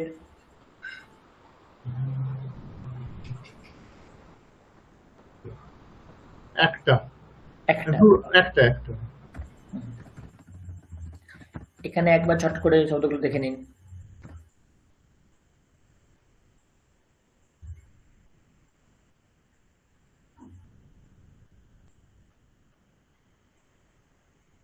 পুংলিঙ্গ নেই। হ্যাঁ, শব্দগুলো একবার দেখে নিন। পুংলিঙ্গ নেই অবশ্যই, শব্দগুলো একবার দেখে নিন।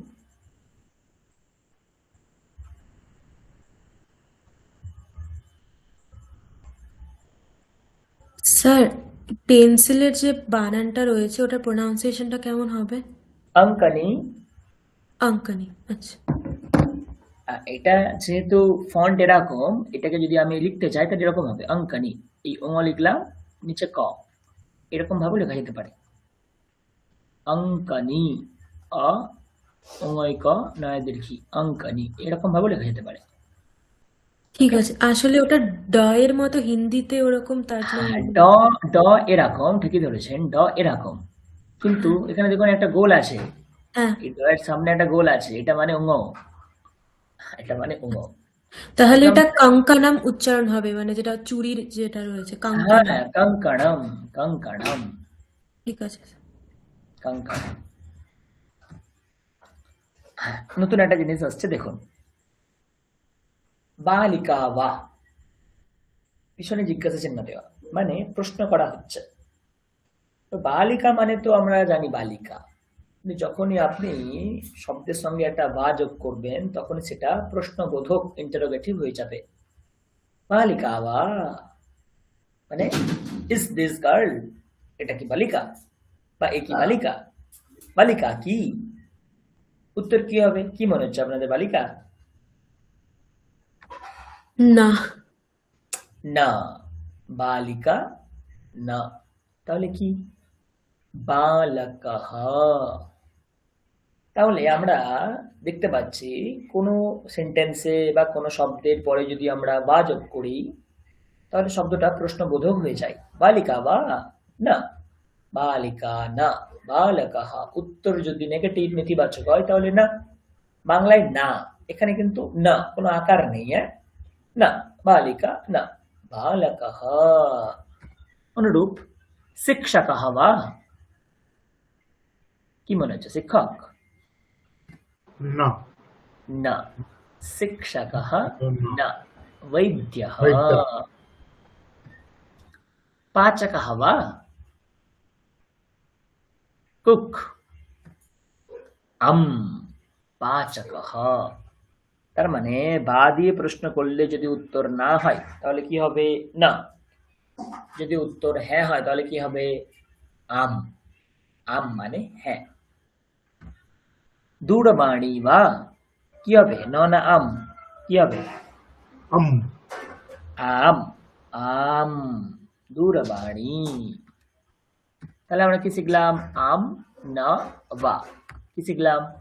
আম না বা, আম না বা।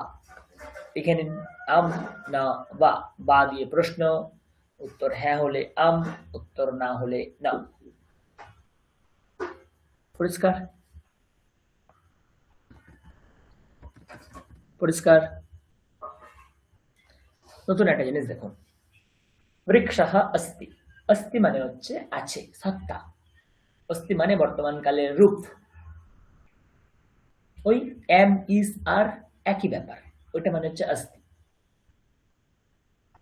বৃক্ষঃ अस्ति, বৃক্ষটি তো আছে, ফল কি আছে? ফলম নাস্তি। নাস্তি আর কিছুই না, না প্লাস अस्ति, দুটো যোগ করলে কি হয়ে যায়? নাস্তি। দুটো যোগ করলে হয়ে যায় কি? নাস্তি, আর কিছুই না। বৃক্ষः अस्ति কিন্তু ফলম নাস্তি।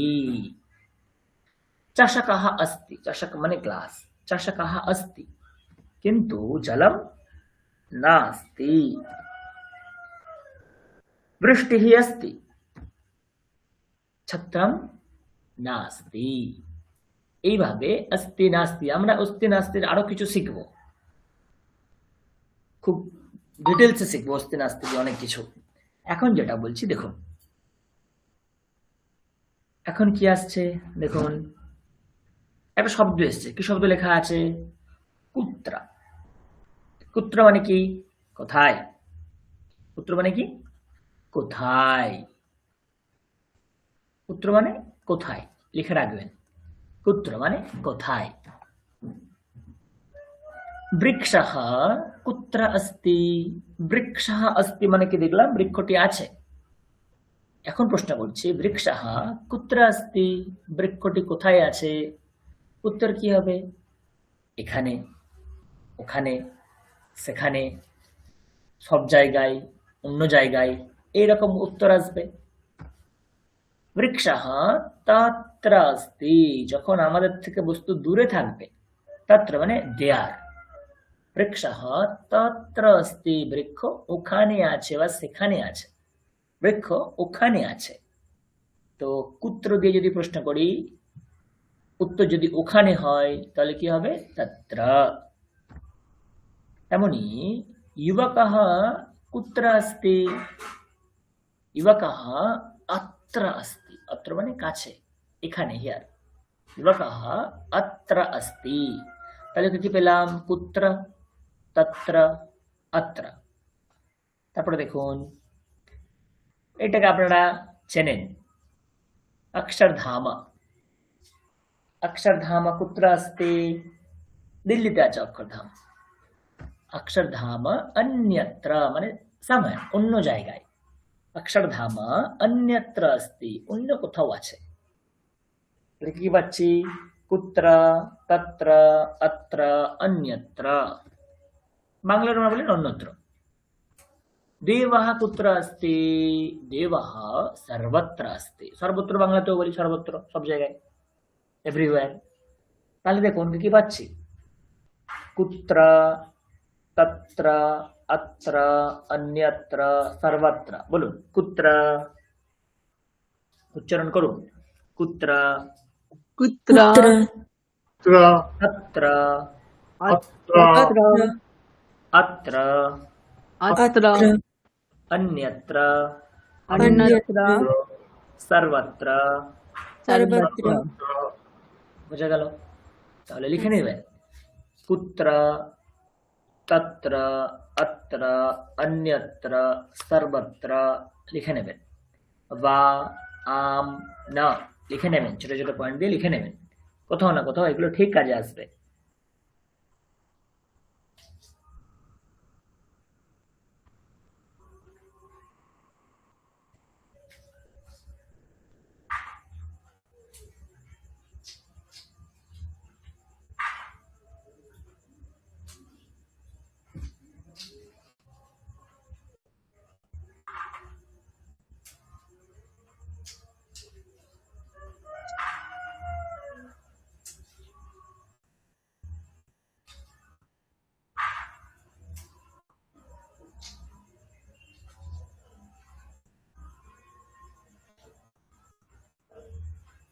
ওকে, তাহলে দেখুন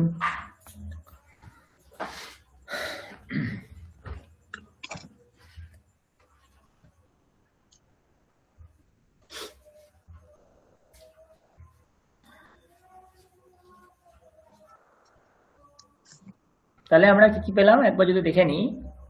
তাহলে প্রশ্ন করার জন্য আমরা কি করব, কি ব্যবহার করব প্রশ্ন করার জন্য? আমরা বা, বা। প্রশ্ন করার জন্য আমরা ব্যবহার করব বা। উত্তর যদি ইতিবাচক হয় তাহলে কি হবে? আম, আম। উত্তর যদি নেতিবাচক হয় তাহলে কি? ওহ, আত্মা লিখে না। দিচ্ছি, সরি দাঁড়ান দাঁড়ান, আত্মা, আম। হ্যাঁ, আর উত্তর যদি নেতিবাচক হয় তাহলে কি লিখবো আমরা? না। না। না কিন্তু না, কেবল না। আচ্ছা, কুত্র দিয়ে যদি প্রশ্ন করি, কুত্র মানে কোথায়, উত্তরকে কি পেতে পারি বলুন? উত্তরকে কি পাবো? অত্র, অত্র মানে এখানে, তারপর তত্র, তত্র মানে সেখানে, তারপর অন্যত্র, অন্যত্র মানে অন্য কোনো জায়গায়, আর সর্বত্র। সর্বত্র মানে সব জায়গায়। এই জিনিসগুলো কিন্তু আমরা পাচ্ছি, তাই না? নতুন একটা জিনিস আমাদেরকে শিখতে হবে, সেটা হচ্ছে বার, সেটা হচ্ছে ডেজ। ডেজকে আমরা সংস্কৃতে বলি দিবসহ। কি বলি আমরা? দিবসহ। কি বলি? দিবস। বাংলাতেও কম বেশি হয়তো এই শব্দ আপনারা শুনে থাকবেন, দিবসহ, বার। বা আমরা বলতে পারি বাসারাহা। বাসারাহা আমরা এই শব্দকেও প্রয়োগ করতে পারি, বাসারাহা বাসারাহা। তো বাসারাহা শব্দের প্রয়োগ করে যদি করতে চাই তাহলে কি হবে? সোমবাসরাহা মানে সোমবার, কিছু না, সোমবাসরাহা সোমবাসরাহা। তারপরের দিন কি হবে? মঙ্গলবাসরাহা। তারপরের দিন আপনারা বলুন কি হবে? বাংলার মতো কি হবে? বুধ পেট কাটা। স্যার স্যার এইটা হয়ে গেছে স্যার। আমরাই করেছি এটা। তো এটা হয়নি তো, দিন তো হয়নি, বুধ স্যার গুরুবাসরা, ভানুবাসরা এগুলো। ও হ্যাঁ, এটা গুরু স্যার ঠিক আছে, তো আমরা আরেকবার অভ্যাস করে নিই, কোনো অসুবিধা নেই। সোমবাসরাহ, মঙ্গলবাসরাহ, বুধবাসরাহ। তারপরে কি বলবো? বৃহস্পতিবাসরাও বলতে পারেন অথবা গুরুবাসরাহ এটাও বলতে পারেন, গুরুবাসরাহ। তারপরে তারপরে কি হবে? শুক্রবাসরাহ। শুক্রবাসরা, তারপরে শনিবাসরাহ। তারপরে ভানুবাসরা। ভানুবাসরাও বলতে পারেন, রবিবাসরাও বলতে পারেন, কোনো অসুবিধা নেই। রবিবাসরাহ। ওকে, রবিবাসরাহ। উত্তর পরিষ্কার। এবারে যেটা বলবো খুব মন দিয়ে শুনবেন, জানি না হয়েছে কিনা। আজকে কি বার? বলুন আজকে কি বার?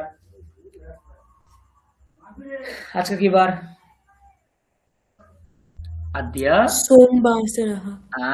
তাহলে কি বলবো আমরা? আদ্য অদয় ফলা, আদ্য সোমবাসরাহ। এটা ভালো করে বুঝুন। আদ্য সোমবাসরাহ, আজ সোমবার। আদ্য আদ্য অদয় ফলা, অদ্য বাংলাতেও আমরা বলে থাকি। যখন আপনারা শরৎচন্দ্র বঙ্কিমচন্দ্র বিভূতিভূষণ পড়বেন, অদ্য শব্দের প্রয়োগ হামেশাই পাবেন। অদ্য সোমবাসরাহ, আজ সোমবার। আগামীকাল মঙ্গলবার। মঙ্গলবার তো লেখা শিখে গেছি, মঙ্গলবাসরাহ। কিন্তু আগামীকাল এটাকে কি করে বলবো? এটাকে বলার জন্য আমাদের কি করতে হবে?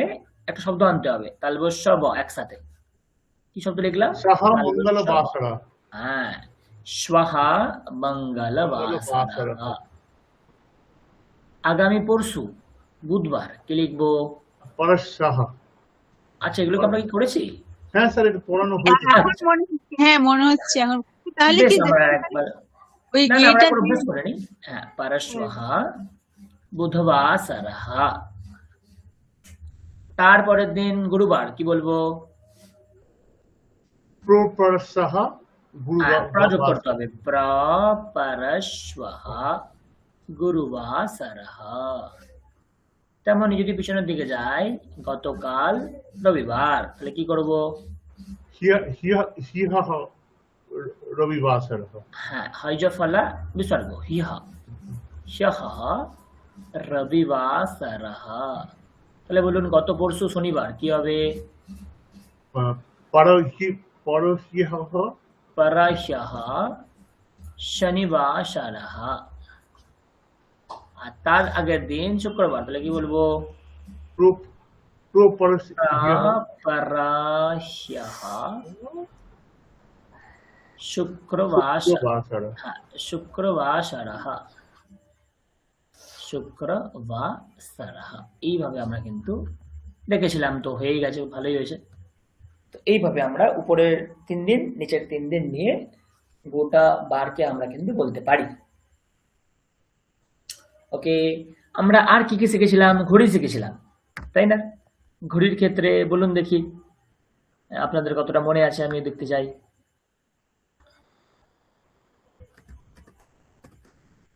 বলুন, ঘড়ি ধরুন 1টা বাজে, আমরা কি বলবো? এক বাদন। এক বাদনম। ভালো।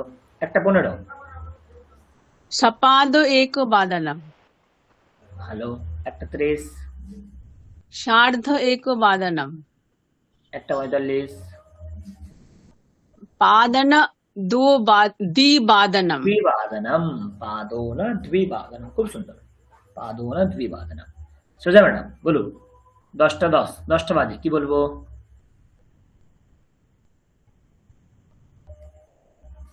তাই আমি ভুলে গেছি এটা।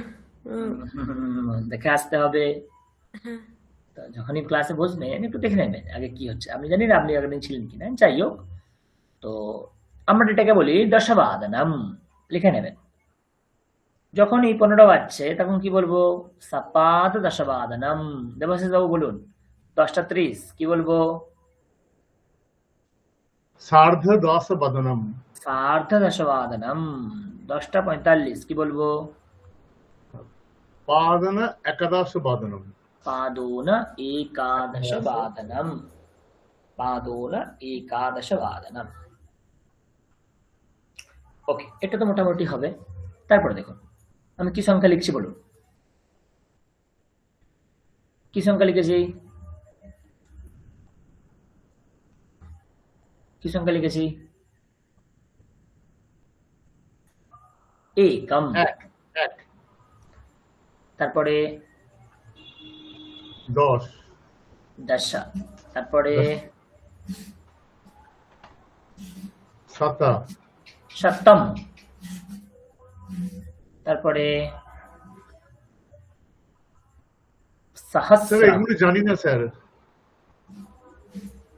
বাংলাতে বলুন। ও, একক, দশক, হাজার, হাজার, অযুত, লক্ষ, নিযুত, কোটি, এতদূর তো বলতে পারি। হ্যাঁ সমস্ত ওইটাই ওইটাই ওইটাই। এটা একম। তারপরে 10, 10কে আমরা কি বলবো? দশ। 10, 10, 100কে আমরা কি বলবো? শতম। হাজারকে আমরা কি বলবো? সহস্র, সহস্রম। একক, দশক, শতক, সহস্র, ওই রকম ভাবি, আর কিছু না। তাহলে 10,000 কি বলবো? বাংলায় কি বলি? দশ-সহস্রম, দশ-সহস্রম। না, নিউটন আমাদের সাথে শব্দ আছে তো। ও, নিউটন। একক, দশক, শতক, হাজার, অযুত, লক্ষ, নিযুত, কোটি। আচ্ছা, অযুত ভুল বললাম, অযুত। এরকম বাংলায় করেছিলাম তো, মনে মনে পড়ছে আপনাদের? হ্যাঁ হ্যাঁ হ্যাঁ হ্যাঁ স্যার। হ্যাঁ, অযুত। করেছি। অযুত, লক্ষ, নিযুত, নিযুত, কোটি। নিযুত এতদূর কোটি, তো মনে তো থাকারই কথা। অযুত। তারপরে 1,00,000, লক্ষম। লক্ষম, তারপরে 10,00,000, নিযুতম, নিযুতম। তারপরে কি হবে? কোটি, কোটি। এরপরে কি জানেন? অর্বুদ, জানেন? অর্বুদ। দেখা যাক কি, আমরা একটা পিডিএফ দেখাবো, দেখুন।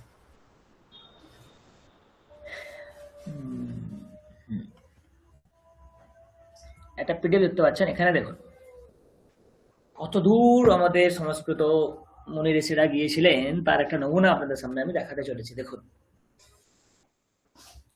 एको एकम दश शतम सहस्रम अयुतम लक्षम नियुतम कोटिहि। তারপরে কি পাচ্ছি আমরা? অর্বুদম, মানে 10,00,000। বাংলায় এখন যেটা 1 মিলিয়ন, তাই না? অর্বুদম। না সরি, ভুল বললাম আমি। 10,00,000 মানে 1 মিলিয়ন, ভুল বললাম, সরি সরি। 10,00,000 মানে 1 মিলিয়ন। আচ্ছা, অর্বুদম মানে 10 কোটি। বৃন্দম 100 কোটি। খরবহ 1000 কোটি। নিখরবহ 10,000 কোটি। শঙ্খঃ 1,00,000 কোটি। পদ্মঃ 10,00,000 কোটি। সাগরঃ 1 কোটি কোটি বা 100 লাখ কোটি। अन्त्यम 1000 लाख कोटी। मध्यम 10,000 লাখ কোটি। পরার্ধম 1 লাখ লাখ কোটি। এইরকম ভাবে কিন্তু আমাদের গণনা পদ্ধতি ছিল। একটা শ্লোক আছে, এই শ্লোকটা যদি আপনারা পড়েন তাহলে বুঝতে পারবেন। আমি আপনাকে শ্লোকটা পড়ছি, শুনুন। एकम दशम शतम चैव सहस्रम अयुतम तथा लक्षम च नियुतम चैव कोटिरर्बुदमेव च वृन्दं खर्वो निखर्वश्च शङ्खः पद्मश्च सागरः अन्त्यं मध्यं परार्धं च दशवृद्ध्या यथाक्रमम्। শেষ পাত্রা দেখুন কি বলছে, দশবৃদ্ধ্যা যথাক্রমম। প্রত্যেককে যদি আমরা 10 দিয়ে গুণ করতে থাকি তাহলে কিন্তু আমরা এই রকম রূপটা পাবো। কেমন রূপ? একম দশ শত সহস্র অয়ুত লক্ষ নিযুত কোটি অর্বুদ বৃন্দ খর্ব নিখর্ব শঙ্খ পদ্ম সাগর অন্ত্যম মধ্যম পরার্থম। সিলেবাসে নেই, ভয় নেই, কিন্তু আপনাদের আমাদের সংস্কৃতের যে গণনা পদ্ধতি এতটা এগিয়ে গিয়েছিল তারই একটা নিদর্শন এখানে আমি দেখাচ্ছি আপনাদের। পরিষ্কার? স্যার একটা কথা জিজ্ঞেস করবো স্যার? হ্যাঁ, বলুন বলুন। স্যার পরীক্ষার প্রশ্ন কিরকম আসবে স্যার? আমি পরীক্ষার আগে বলে দেবো, পরীক্ষার প্রশ্ন নিয়ে বিন্দু মাত্র ঘাবড়াবেন না। এখন আমি যেরকম ভাবে আমি ক্লাসে করাচ্ছি সেরকম ভাবে অংশগ্রহণ করুন, পরীক্ষা হেসে হেসে পাস করে যাবেন, কোনো অসুবিধা হবে না। তো পরীক্ষার ব্যাপার এখন মাথাতেই আনবেন না, স্যার কারণ পরীক্ষার জন্য কিছু না, আপনারা শিখুন ভালো করে। পরীক্ষা তার একটা কি বলবো, একটা মূল্যায়ন পদ্ধতি। এখন আমরা শিখছি, পরীক্ষার যাবতীয় আমি সব ডিটেলস আগে থেকে জানিয়ে দেবো, বিন্দু মাত্র অসুবিধা হবে না আপনাদের। ওকে? তো এইভাবে কিন্তু আমরা সংস্কৃত বাংলায় দেখতে পারি। আপনারা কেউ কখনো সোমনাথ মন্দির গিয়েছেন গুজরাটে?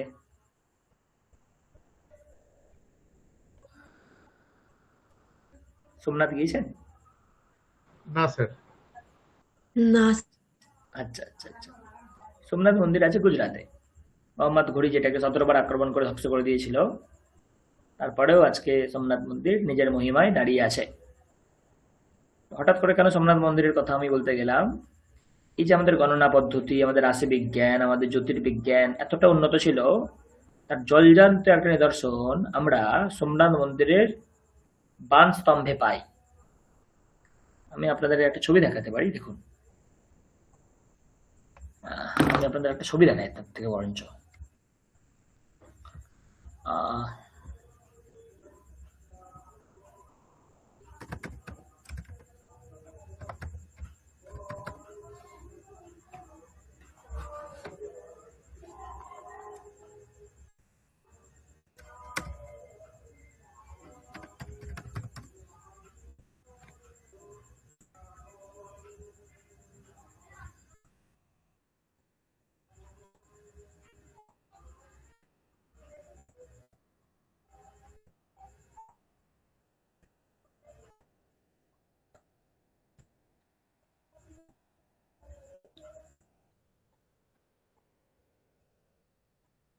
খুলছে না এটা,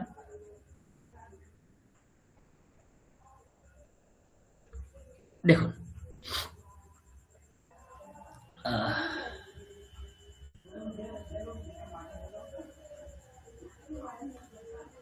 দেখতে পাচ্ছেন মোটামুটি একটা, যদি কখনো সোমনাথে যান, আরব সাগরের জল সোমনাথকে ধাক্কা মারছে অনবরত, এবং সেই আরব সাগরের দিকে তীর চিহ্ন করে একটা স্তম্ভ লাগানো আছে। তো সেই স্তম্ভের নাম বাণ স্তম্ভ। সেই বাণ স্তম্ভে দেখুন লেখাও দেখতে পাবেন, লেখা আছে আ সমুদ্রান্ত দক্ষিণান্তম, মানে আরব সাগরের দিকে তীর চিহ্ন করে ওই বাণ স্তম্ভটা লাগানো আছে। এবং ওই তীর চিহ্ন বরাবর যদি আপনি আন্টার্কটিকা চলে যান, কুমেরু একদম সাউথ পয়েন্ট, মাঝখানে আপনি কোনো জলভাগ দেখতে পাবেন না। সরি, ভুল বললাম, মাঝখানে আপনি কোনো স্থলভাগ দেখতে পাবেন না, জলভাগ তো সবই। তার মানে এক কথায় বলতে গেলে কি বলছি, যে যদি ওই তীর চিহ্ন যেদিকে দেওয়া আছে, অ্যাঙ্গেল করা আছে যেদিকে, ওই বরাবর যদি আপনি সাউথ পয়েন্ট পর্যন্ত পৌঁছে যান, সাউথ পোল পর্যন্ত পৌঁছে যান, দক্ষিণ মেরু আন্টার্কটিকা পর্যন্ত পৌঁছে যান, তাহলে মাঝখানে আপনি স্থলপথই পাবেন না। এই রকমটা সংস্কৃতে লেখা আছে। এবারে ভাবুন, সোমনাথ মন্দির আজ থেকে তো 1000 বছর পুরানো, মোহাম্মদ ঘুরি 1000 সালে 17 বার ধ্বংস করে দিয়েছিল, তখন থেকেই এই স্তম্ভ দাঁড়িয়ে আছে। তার মানে 1000 বছর আগেও ভারতীয় ঋষি মুনিদের বিজ্ঞান, জ্যোতির্বিজ্ঞান, গণিত বিজ্ঞান, দিক নির্ণয় যে বিজ্ঞান, কতটা উন্নত ছিল। তখন না ছিল কোনো টেলিস্কোপ, না ছিল উন্নত সরঞ্জাম, কিছুই তো নেই। কিন্তু তা সত্ত্বেও কিন্তু ঋষিমুনিরা এরকমটা বলতে পেরেছিলেন যে এই বরাবর যদি আমি চলে যাই তাহলে কিন্তু আমি কোনো স্থলপথ দেখতে পাবো না, জলপথ আর জলপথ। আপনারা যদি ম্যাপেও দেখেন, ম্যাপেও বুঝতে পারবেন, একদম সোমনাথ থেকে একদম কুমেরু পর্যন্ত কোনো আপনি স্থলপথই পাবেন না। এটা কিন্তু এই সংস্কৃত ভাষায় শ্লোকটাই লেখা আছে। তো এই যে আমি তখন গণনা পদ্ধতি দেখাচ্ছি, এর মধ্যেই হঠাৎ করে এটা আমার মনে এলো, আমি এটা তাই বললাম। ইটস ইন্টারেস্টিং জিনিস। কখনো যদি সোমনাথ মন্দিরে যান দেখবেন, না হলে নর্মাল ইউটিউব দেখবেন, নর্মাল গুগল করবেন, ওখানেও আপনি যথেষ্ট ডিটেলস পেয়ে যাবেন। তো এইভাবে কিন্তু আমরা একম, দশম, সহস্রম ইত্যাদি নানান কিছু জানতে পারলাম। তো এতক্ষণ পর্যন্ত যা যা হয়েছে আমাকে বলুন, আপনারা বুঝতে পেরেছেন কিনা?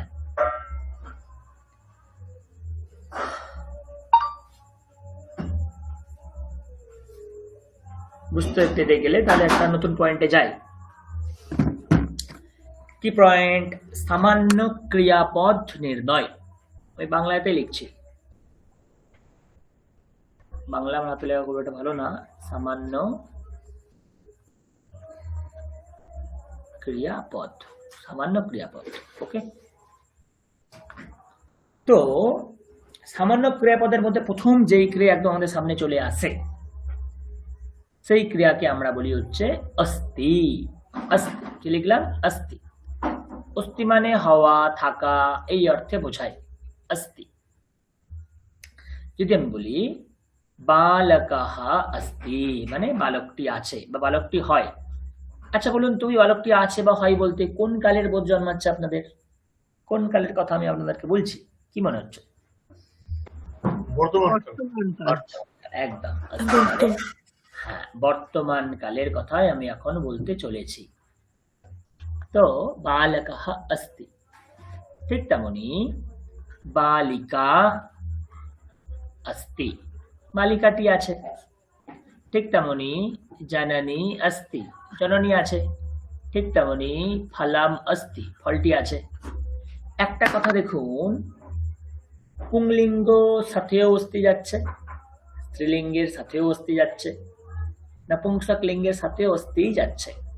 তার মানে এই যে ক্রিয়াপদ কিন্তু লিঙ্গের উপর নির্ভর করে না। ক্রিয়াপদ কিন্তু লিঙ্গের উপর নির্ভর করে না। বুঝা গেল?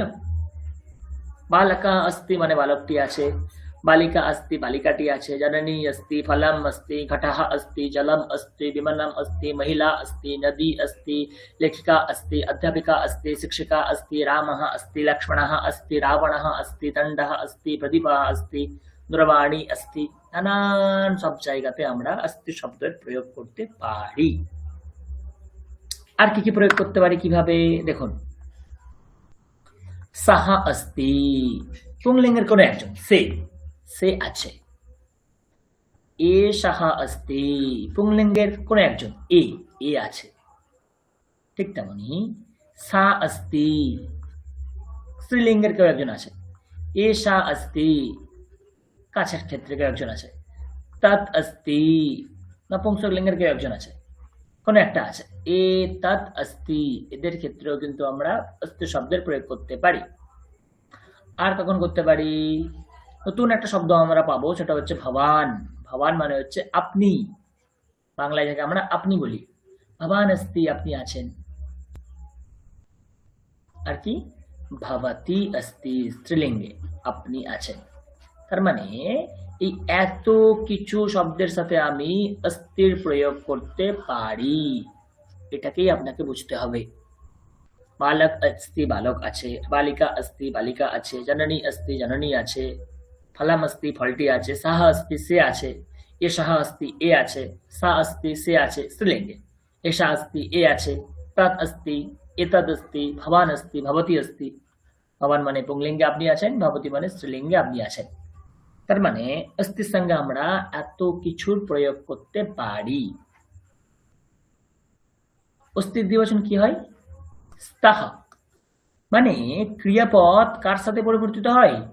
বচনের সাথে পরিবর্তিত হয়। এক বচন ছিল বলে अस्ति হয়েছে। দেখুন যতগুলো শব্দ লিখেছি এক বচনের শব্দ, তাই अस्ति হয়েছে। এখন দ্বিবচনের শব্দ যদি লিখি তাহলে কি হয়ে যাবে? স্তঃ। লিখুন বালকः, দ্বিবচন কি হবে? বলুন, আপনারাই বলুন, দ্বিবচন কি হবে? বালকম। স্তঃ। বালকৌ अस्ति হয় না, বালকৌ স্তঃ, দ্বিবচন হয়ে যায়। বালিকা থেকে কি হবে? বালিকা। স্তঃ। বালিকে, জননী দ্বিবচন কি হবে? জানানো, ন্যৌস্তः। জানেন ফলম দ্বিবচন কি হবে? ফলে sorry, ফালা। ফলেস্তः। আচ্ছা, সাহা দ্বিবচন কি হবে? তৌ, তাই না? তারা দুজন আসে, তৌস্তः। এ সাহা থেকে কি হয়ে যায়? এ তৌস্তः। সা থেকে তেস্তः। এসা থেকে এ তেস্তः। তৎ থেকে তেস্তः। এ তৎ থেকে এ তেস্তः। এইরকম ভাবে কিন্তু আমরা দ্বিবচনের প্রয়োগ করেও করতে পারি। ভবান শব্দের দ্বিবচন মুখস্থ করতে হবে ভবন্তৌ, একটু অন্যরকম। ভবন্তৌ স্তः মানে পুংলিঙ্গের আপনারা দুজন আছেন, আর স্ত্রীলিঙ্গ ভবতি মানে জাস্ট লাইক নদী, নদ্যৌ ভবতি ভবত্যৌ। তো ভবত্যৌ স্তः মানে স্ত্রীলিঙ্গের কোন দুজন আছেন। তো এইভাবে আমরা কিন্তু দ্বিবচনের প্রয়োগ করতে পারি। তার মানে আমরা কি দেখছি? ক্রিয়াপদ কার উপর নির্ভর করে? ক্রিয়াপদ কার উপর? বচনের উপর নির্ভর করে। এক বচন হলে অস্তি হয়, দ্বিবচন হলে স্তः হয়। ক্রিয়াপদ কার উপর নির্ভর করে না? ক্রিয়াপদ লিঙ্গের উপর নির্ভর করে না। দেখুন, পুংলিঙ্গ, স্ত্রীলিঙ্গ, নপুংসকলিঙ্গ প্রত্যেক ক্ষেত্রেই কিন্তু একই আছে, হয় অস্তি, দ্বিবচন হলে স্তः, তাই না? ক্রিয়াপদ আর কার উপর নির্ভর করে একটু পরে জানতে পারবো। তো অস্তি এক বচন, স্তः বহু বচন। এবারে আমরা যেটা শিখবো সেটা হচ্ছে বহু বচন। এই স্তः দ্বিবচন, বহু বচনে কি হয়? সন্তি। কিরূপ হয় বহু বচনে? সন্তি। অস্তি স্তः সন্তি। বালকः বালকৌ, বহু বচন কি হবে? বলুন। বালকাः বালকাः সন্তি। বালিকা বালিকে কি হবে? বালিকাः সন্তি। জননী জনন্যৌ কি হবে? জনন্যः সন্তি। ফলম ফলে কি হবে? তারপর ফলানি সন্তি, তাই না? সহ তৌ তে তে সন্তি। এষः এতৌ এতে এতে সন্তি, এরা আছে। সা তে তাः, এষা এতে এতাः। তৎ তে তানি, এতৎ এতে এতানি এতানি সন্তি। শেষমেশ ভবান ভবন্তৌ ভবন্তঃ, একটু অন্য ধরনের শব্দ আমাদেরকে মুখস্থ করতে হবে, এই একটাই। এছাড়া তো সবই সোজা। ভবতি ভবত্যৌ ভবত্যঃ, জাস্ট লাইক নদী। ভবত্যঃ সন্তি। এইভাবে দেখুন, বচনের পরিবর্তনের সাথে সাথে কিন্তু আমরা ক্রিয়াপদের মধ্যে পরিবর্তন পাচ্ছি। अस्ति स्तः सन्ति, अस्ति स्तः सन्ति, अस्ति स्तः सन्ति। বুঝতে পারছি? আচ্ছা, যে শব্দগুলো লিখেছি বলুন তো, এইগুলো কোন পুরুষের শব্দ? কি মনে হচ্ছে? বালকা বালিকা জননী ফলম সাহা এষः সা এষা তৎ এতৎ ভবান ভবতি, কোন পুরুষের শব্দ এগুলো? প্রথম পুরুষ। প্রথম পুরুষ। এগুলো সব প্রথম পুরুষের শব্দ। মানে প্রথম পুরুষে কিরূপ হয়? अस्ति स्तः सन्ति। তাহলে মধ্যম পুরুষে কিরূপ হবে? মধ্যম পুরুষে হবে ত্বম। কি হয়? ত্বম আসি, চেঞ্জ হয়ে যাচ্ছে, ত্বম আসি। তাহলে ত্বম মধ্যম পুরুষ, মধ্যম পুরুষ যখনই হচ্ছে ক্রিয়াপদ কিন্তু চেঞ্জ হয়ে যাচ্ছে। তাহলে ক্রিয়া আর কার উপর নির্ভর করে? ক্রিয়া পুরুষের উপর কিন্তু নির্ভর করে। এই তিনটে হচ্ছে আমাদের সূত্র। ক্রিয়া বচনের উপর নির্ভর করে, ক্রিয়া পুরুষের উপর নির্ভর করে, কিন্তু ক্রিয়া লিঙ্গের উপর নির্ভর করে না। বাংলাতে দেখুন, বাংলার ক্ষেত্রেও সমান। রাম আছে, তাই না? রাম আছে। তারা দুজন আছে, তারা সকলে আছে। তার মানে আমরা কি দেখছি? বাংলাতে কিন্তু কোনো বচনের পরিবর্তন হচ্ছে না, যেটা সংস্কৃতে হচ্ছিল।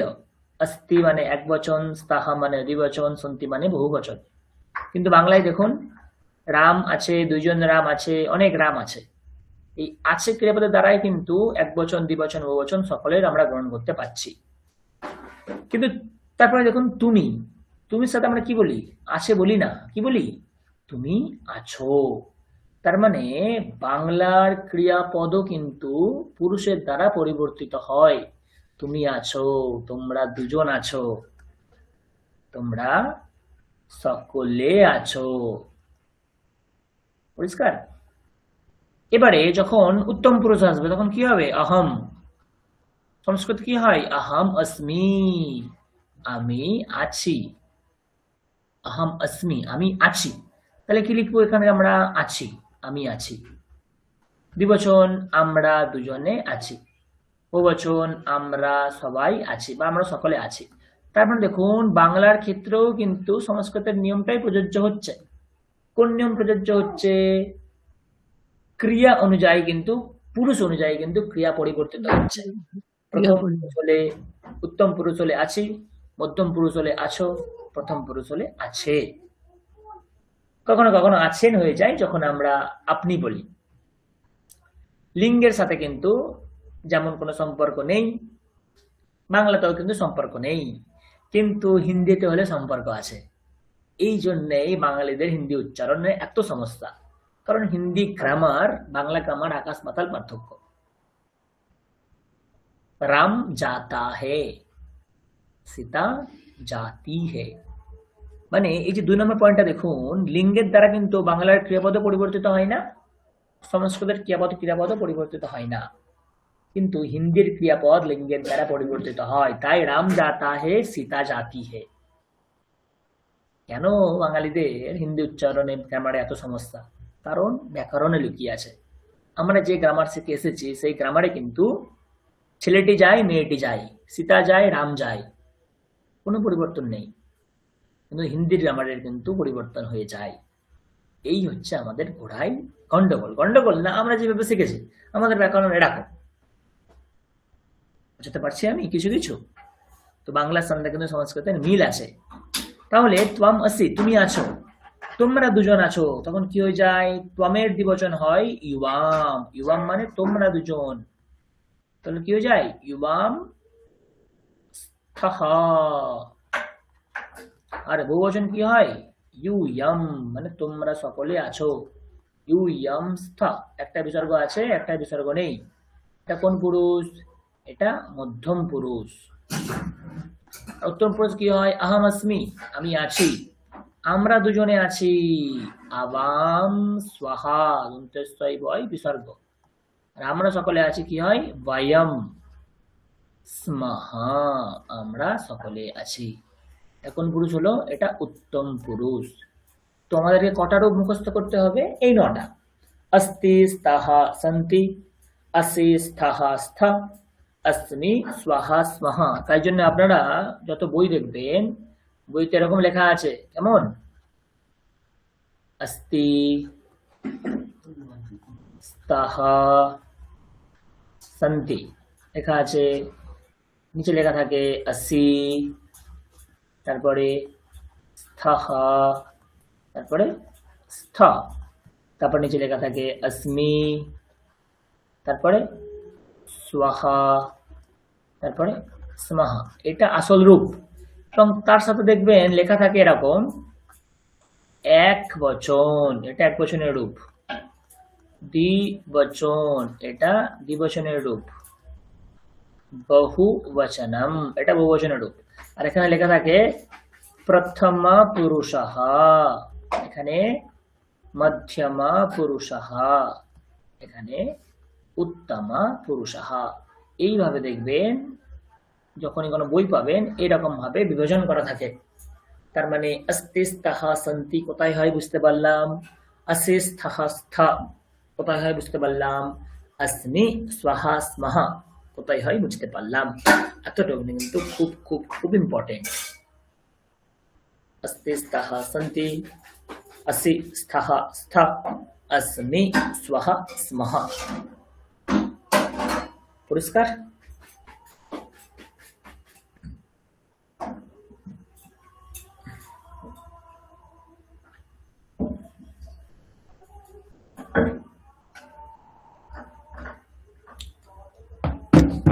পারলাম কিভাবে ক্রিয়াপদের সঙ্গে রূপ পরিবর্তিত হয়। কঠিন লাগছে একটু, কিন্তু বাকি যে সামান্য ক্রিয়াপদ আছে একদম সোজা। গচ্ছতি, পচতি, চলতি, ভ্রমতি, ভজতি, খাদতি, পচতি, গায়তি, করন্দতি, আগচ্ছতি, উপবিশতি। না না, আমরা আমাদের লিস্ট আছে, আমরা সেভাবে দেখব। তো এই হচ্ছে মোটামুটি গোড়ার কথা। তো আপনারা বুঝতে পারলেন কিনা আমাকে বলুন।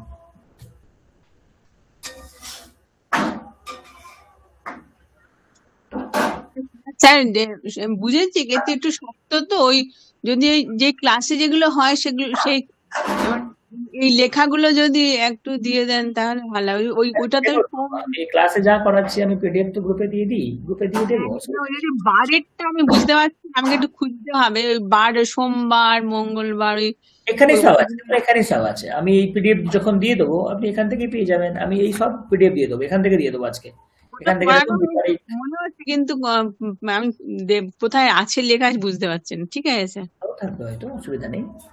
তো মোটামুটি এইভাবে আমরা আজকে পড়লাম, আজকে অনেকটাই আমরা পড়লাম, অভ্যাস করলাম, নতুন একটা দুটো জিনিস শিখলাম।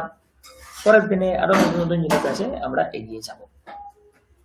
তো বলুন যদি কোনো প্রশ্ন থাকে।